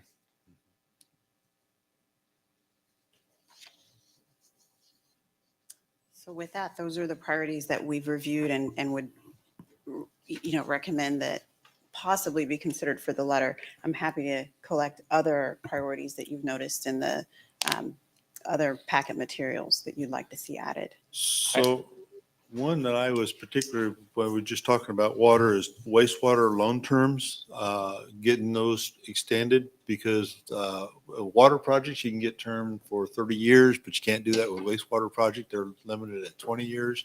So that is something I think the legislature recognizes there's some inconsistencies there. We want to support that change. So you can finance them for 30 years as well. Yeah, I agree. And there seems to be a real consensus on that topic. So it'd be nice to help get that across the finish line. Needs to move over the line. One other thing I'm wondering about, I know the next item on our agenda is that Sedgwick County Fire District #1 Steering Council. I think I remember from a SCAC discussion a few months back that their intent with that is to eventually convert that council into the fire board. That's what they would like to do. However, there's going to be legislation that's required in order to make that happen, because right now the state has a lot of regulations around fire boards and how that all works. Since I think that's going to be a pending issue that Sedgwick County is going to be pushing for, and we probably have an interest in it, it might be worth having that take up one of the spots in our letter, because it's something that may uniquely benefit us in our region and isn't something that a lot of other people are going to have commentary on. Yeah, I know what you're saying. I don't know what we would say about that, because I do know these fire boards exist in other counties. Johnson County has them, and other counties do have them existing now. What does it, and I understand that there was talk, the legislature needs to do something, but I never did understand what they needed to do. So and that's just. Yeah, I'm not sure exactly what action they would need to take, but I think we could have some language that generally encouraged the state to support more home rule policies with regards to that and have less state level regulation in terms of fire. So right now the fire board mirrors the county commission. It is the county. It is the county commission, right? Just with a different hat on. Right. So if we're interested in making that change, from what I may be hearing you say, is that these advisory fire boards right now should be considered to be vested with more power, to where they could effectuate home rule better? Or are you thinking these fire boards should do something else? I think the direction that some of the county commissioners have said that they wanted to do, and I'm not speaking for all of them, I just heard a couple of them say this, is that they want to see a fire district that is a separate governing body, separately elected from the population of those people affected by that fire district. Because right now, the Sedgwick County commissioners represent people in Wichita and Derby and Hayesville and Valley Center, which all have their own fire departments. Mhm. Okay. So they're not affected by Sedgwick County Fire District. Okay. They don't pay the tax. And they felt that there was one, and I don't completely agree with this, but there's one rule of thought that there was not a proper representation of those people that live in the fire district, because the county commissioners represent people both in the fire district and outside the fire district. I think it was brought up, I'm not sure that there's a single county commissioner serving on the county fire board that lives in the county fire district service area.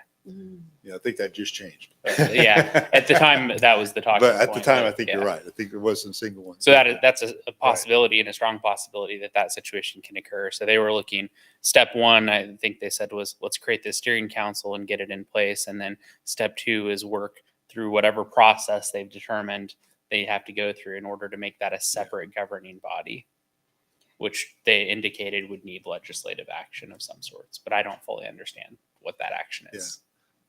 But yes, but just the fact that they think they need legislative action in order to change how the fire department works here in Sedgwick County probably isn't consistent with our thoughts on home rule. Right. I agree with that. That's good. Okay. So from this, what I'm getting, possibly coming up with language that goes to a Sedgwick County Fire District elected separately from the people who are impacted by that fire district's decision. Does that sound like the heart of what you would like to get to, or is there some other, the language will be more clear, but what would you? Personally, I'm leaning towards language that's a little more vague and encouraging the adoption of legislation that reduces the state's influences on fire districts.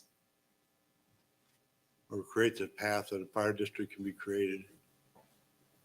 Maybe.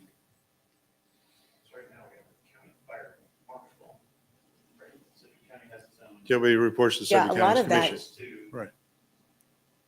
To the Sedgwick County Fire Board, who also serves as Sedgwick Right. County Commissioner. Right. So the state's influence is through statute, because that entire Yes. thing is statute. So taking it out of statute is kind of what you're suggesting.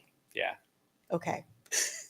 Possibly eliminate through legislative action. Okay.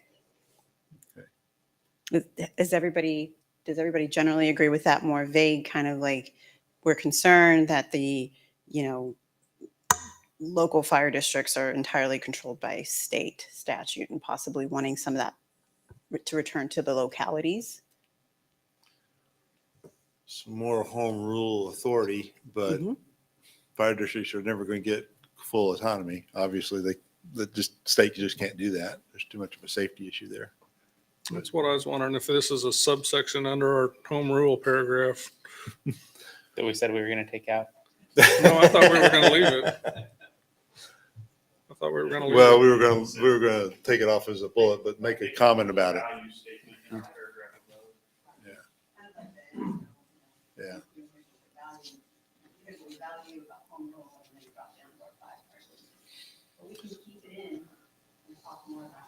I'm okay with either one. It's a good thing to just bring up to say we were concerned about it, that we need them to. I don't know if To the consider county is ideas. doing a similar exercise and if this will make their list for the letter, but if it is, it might be worth understanding how they are wording that.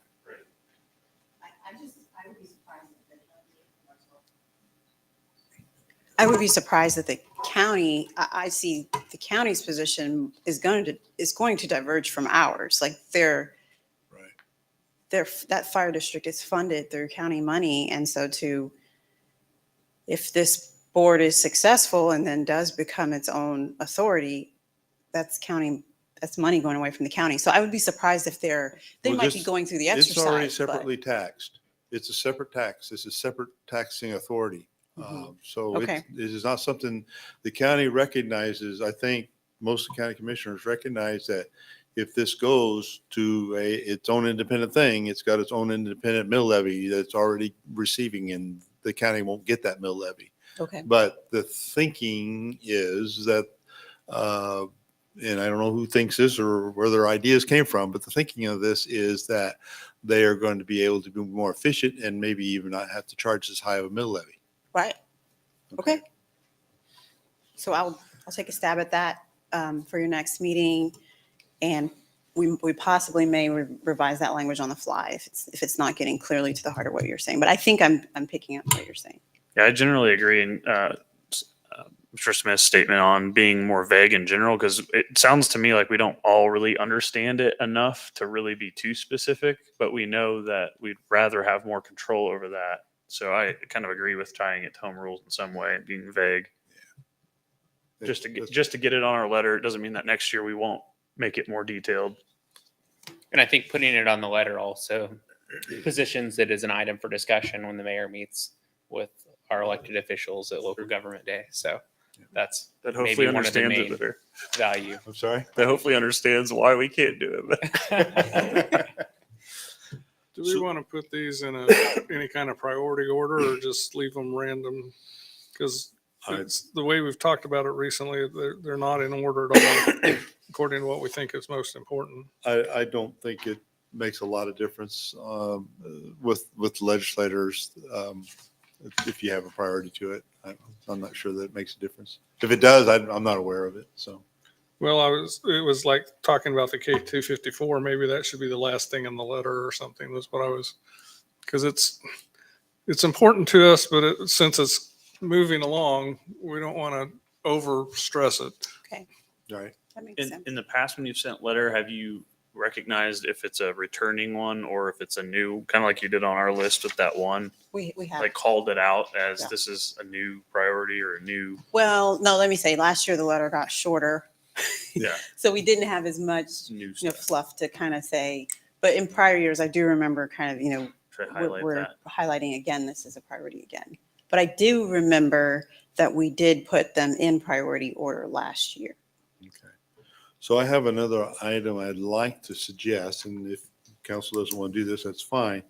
But, we ran into this mandatory versus non-mandatory issues being on ballots. And we had actually passed a resolution and sent it to the legislature about that last year.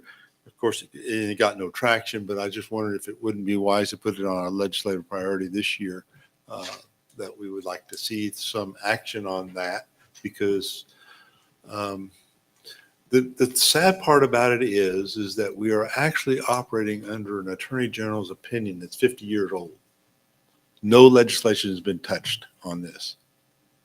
And that's all it is. It's an attorney general's opinion. It's 50 years old. And I think it'd be time now for the legislature to actually address it. Is there consensus on that one? Yeah, I like having that one on there. So is it a home rule thing as well? Like, does this kind of dovetail into what power? Because this is where we wanted to add ballot measures that weren't considered to be. Yeah, they were considered non-mandatory because we as a council could override the decision and do a Right. charter ordinance. Okay, I get that. That makes it non-mandatory because we don't have to follow what the voters say. But we're wanting to get engagement. But we wanted their engagement and we wanted to know what their opinion really was on this stuff. And we were probably going to follow whatever they said. Okay, I can't imagine us not It would doing have been that. hard. It would have been hard to not. Yeah, it'd be hard to not do that. Right. Okay. We had a situation in Wichita where they did a thing on a ballot measure on Century 2, and the city actually went back and sued it and won based upon the fact that it was a non-mandatory issue that they put on the ballot. Somehow they got it on the ballot and found out it wasn't legal there. Yeah. So I think Wichita might even actually support this kind of an idea as well, but I don't know. Maybe that's just the different players. I can't say. I think if we put that one on, we should take a different one off. Just the letter's going to be too long. Yeah, we don't want Too too many long. bullets. Yeah, right now we have 4 new additions: water, wastewater loan terms, Sedgwick County Fire District. And I'm sorry, 3. And No, non-binding. there's 4. There's you added the water resource board and That's sewer right. debt, fire board, and ballot initiatives. There you go. So we have 4 additions, 1 minus. I guess it's thinned out. Home rule is down to 1 sentence. So you can make it not a bullet. So it's not. So how many issues did that make it total? You 8. didn't make any changes. 8? 8. That's not terrible. I A thought it little was bit 9. longer than what it wanted to be, but it's not terrible. And if you wanted to, since you're putting home rule up top in a sentence, you could even tie it into one, like mention it specifically in describing one All of these of bullet these. points so that it ties it kind of back. Like, Okay. as we've said, our value is home rule. This is a home rule issue. So you Oh, can yeah. kind of hammer it twice in one sentence. I see what you're saying. The first 3 on our page, the county sales and use taxes, the property tax thing, and the home rule and property funded mandates. Those are issues that have, lots of opinions out there. The league has an opinion on those. Of course, we've shared our opinions in the past. And they're definitely important issues to us. The new things that we're talking about adding, I feel like, are less mainstream issues that maybe I would prefer to draw our legislators' attention to over the things that they probably already know what we think on. And so I guess if I'm prioritizing, I'm probably going to prioritize the new ones over the ones that maybe have been there for a little while, but that's just my thought. Here's one idea, Jackie. Could you write a sentence or two in the introductory paragraph that just lists those, as we've said in the past, these are some major values, including property tax, this home rule, and then the bullet points are condensed, just listing them, not explaining them necessarily. It would kind of give you both. You'd still mention them, but not go into depth. That might work. You don't have any change in legislators. They're all the same folks that were last year and the year Yeah, before. I mean, you could just refer to these are mainstays, but here and then below is our kind of a newer focus areas of priorities or something like that. I don't know if that helps kind of accomplish what you're describing a little bit without losing them completely, and then you can refer back to them next year fairly easily, and not lose them. So here's a question. Did everybody read the league and REAP legislative priorities? I did read through them. I can't say I could tell you what every one of them said. And the reason I'm asking that is one thing we could do is we could say that we support the league and REAP legislative agendas because these are in there. But specifically related to Bel Aire and our region, the ones that you added really are what you're interested in because they directly impact us. I know when we've gone through the league's position before, there have been things that we discussed and disagreed with the league on, and I'm sure that's still the case. It is. So we could maybe adopt that approach and say we support the league's position on these 4 issues, Yeah. Keep and it I more would be narrow. happy with that. And then, in addition to those priorities and things that are unique to us that we'd like to see support, include these 4 things. Yeah, that's a good way I do like of that. combining what I you like that. suggested. Yeah. Gives a little bit more firepower too, because you do attach the league to it. So there's just two more kind personal, of like too. glitches about that. Is your statement on property taxes, not property taxes, on certainly on mental health. You're kind of crystallizing that you want something in the region. Well, maybe REAP has Reed says that too. they want something, a hospital in the region. Okay, good. And then your property tax comment, I think, is that you would like to, reduce the notification to possibly a single publication. Yeah, so our Yeah, position. and there's probably a is different. suggestion, and I think it was one of the two, either REAP or League of Kansas Municipalities made that same suggestion. Okay, So I can't remember which one it was, okay. but one of them made that same suggestion. That's where I got that idea from. It wasn't original to me. Okay. So yeah, if we check that one and it seems like it matches what you're saying, then we can move the countywide sales and tax, the first 2 issues. 3, countywide sales tax, sales and use taxes, property taxes, and mental health. We can reference the league's opinion on that if you're comfortable, or REAPs, and then specifically address K254, water, wastewater, and The fire, fire district, district. and the ballot initiative. ballot initiative. So 5. And I believe the wastewater one is also in one of those, either REAPs or League of Kansas Municipalities You're right. as well. Water is definitely in, The wastewater is REAPs. in one of them. and so is water. Okay. So that'll get you even more opportunity to Yes. condense. So then that cuts it down to 3 full-on paragraphs about our position on those items. And then the others were more referencing, if that's how you want to do it. So the 3 that you mentioned, what's the priority order? We have Can you run them by wastewater. us again? Sorry. Can you run us by us? Which Yeah, are sure. those 3? They are the Sedgwick County Fire District, K254 corridor, and then the ballot measures. 54 is first. Right. I Okay. think fire is second and ballot's third. So I'm good with that. I agree with that. Didn't matter much anyway. It doesn't matter a lot. But doesn't. if you're gonna throw it out there, throw it out there. Okay. If that's it, then I'll try to have that draft for your next meeting, your meeting coming up on the 17th, to review, and then we can go from there. It'd be nice to have it ready to go with the mayor for his meeting on the 25th, to have it approved by then. Plenty of time. Yep.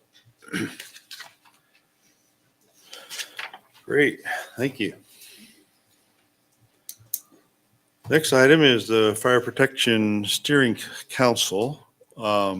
And we've had a little bit of discussion already about this, but I asked it be thrown in here because I think it's a pretty short discussion.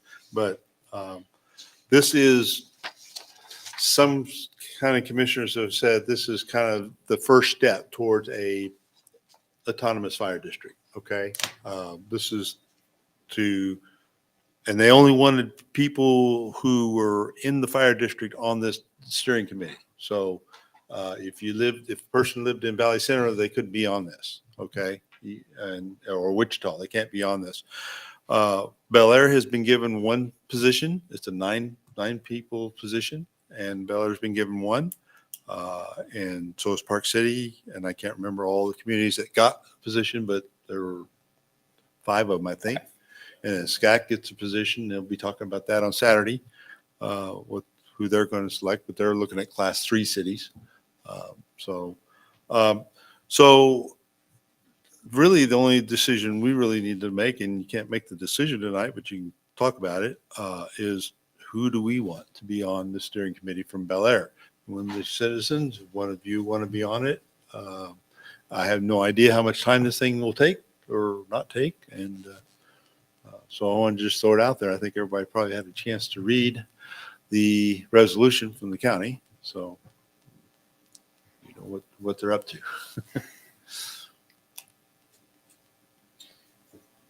And if nobody wants to do it, I think I could probably take it on, but I'm not saying I have to be the guy, okay, or the person.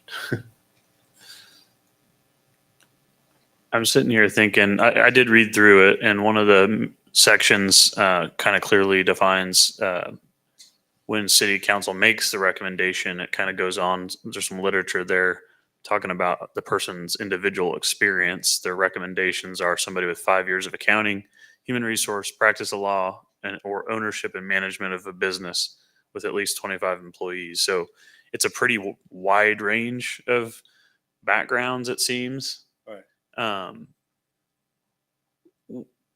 My first question is what does like Johnson County do? The one that has an actual commission, are those folks are elected? It's an elected position. In this case, how much overlap will there be with, like, say what our planning and zoning department would do versus what council will do versus what this commission would do? Does anybody have any feel for what kind of problems they would be tackling or solving to help us understand who to best fit there? My gut would be county interaction would be fire marshal versus planning, zoning, and building codes. Okay. I don't know. There might be some other, but I don't know what it'd be.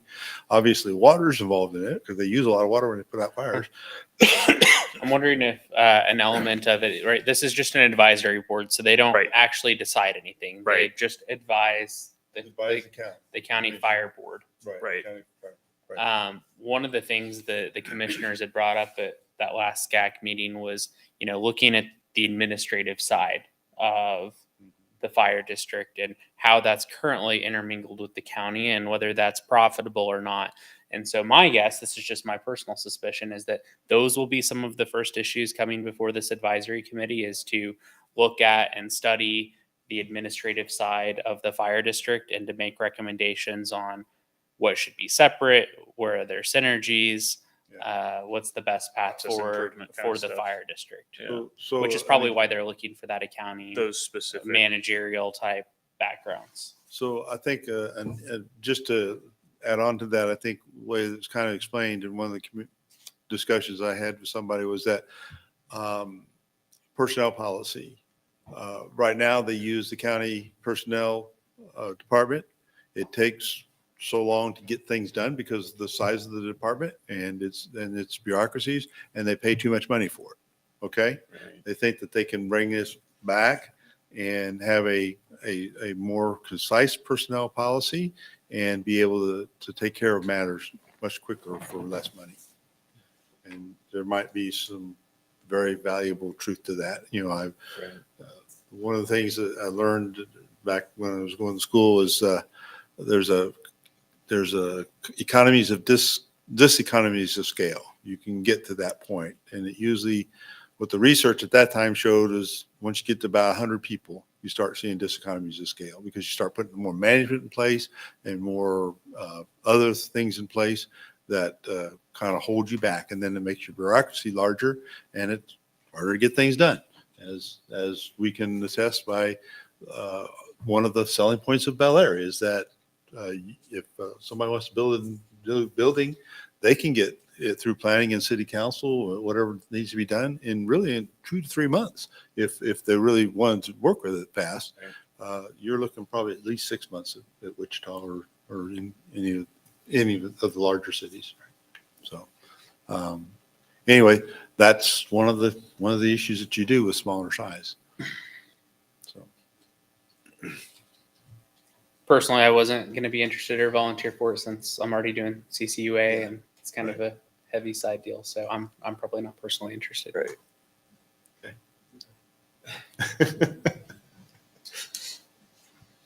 And this does not have to be an elected official, from what I understand.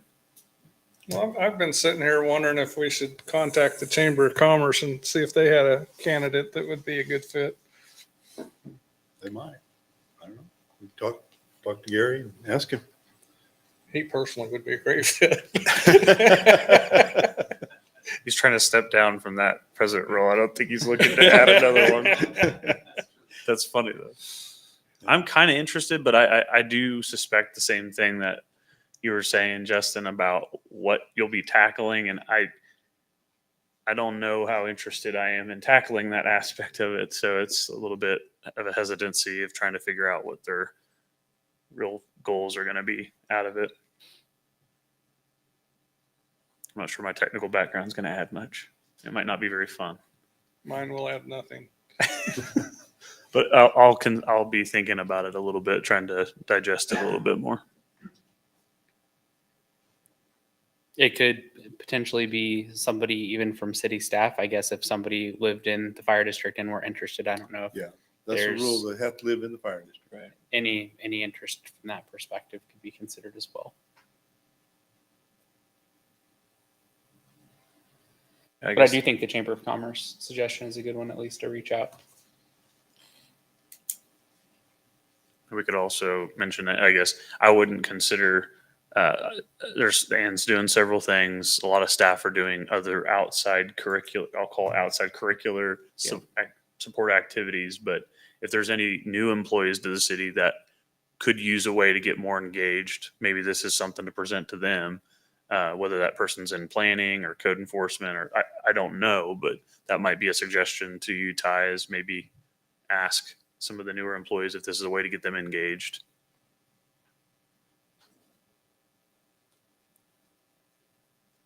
So what are the dates that we've got to meet? I thought there was a March date that they wanted to do a swearing in or something. Is that?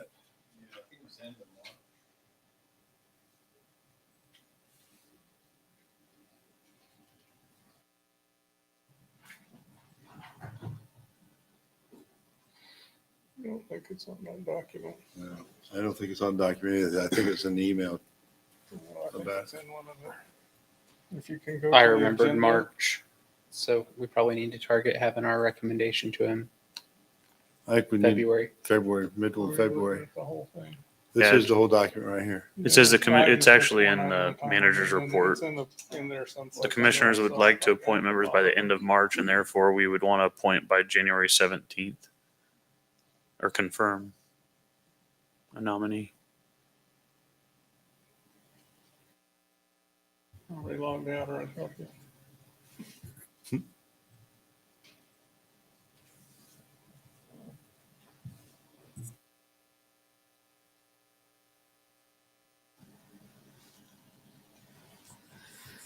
Yeah, the email says they would like to have appointees selected by the end of February to allow them to be sworn in at a Board of County Commissioners meeting in March. Okay, that's what it said. That's why I was thinking something like that, so we do have about a month to do something with this. So we have some ideas of who to talk with, and we'll pursue those and see if we can't come up with somebody.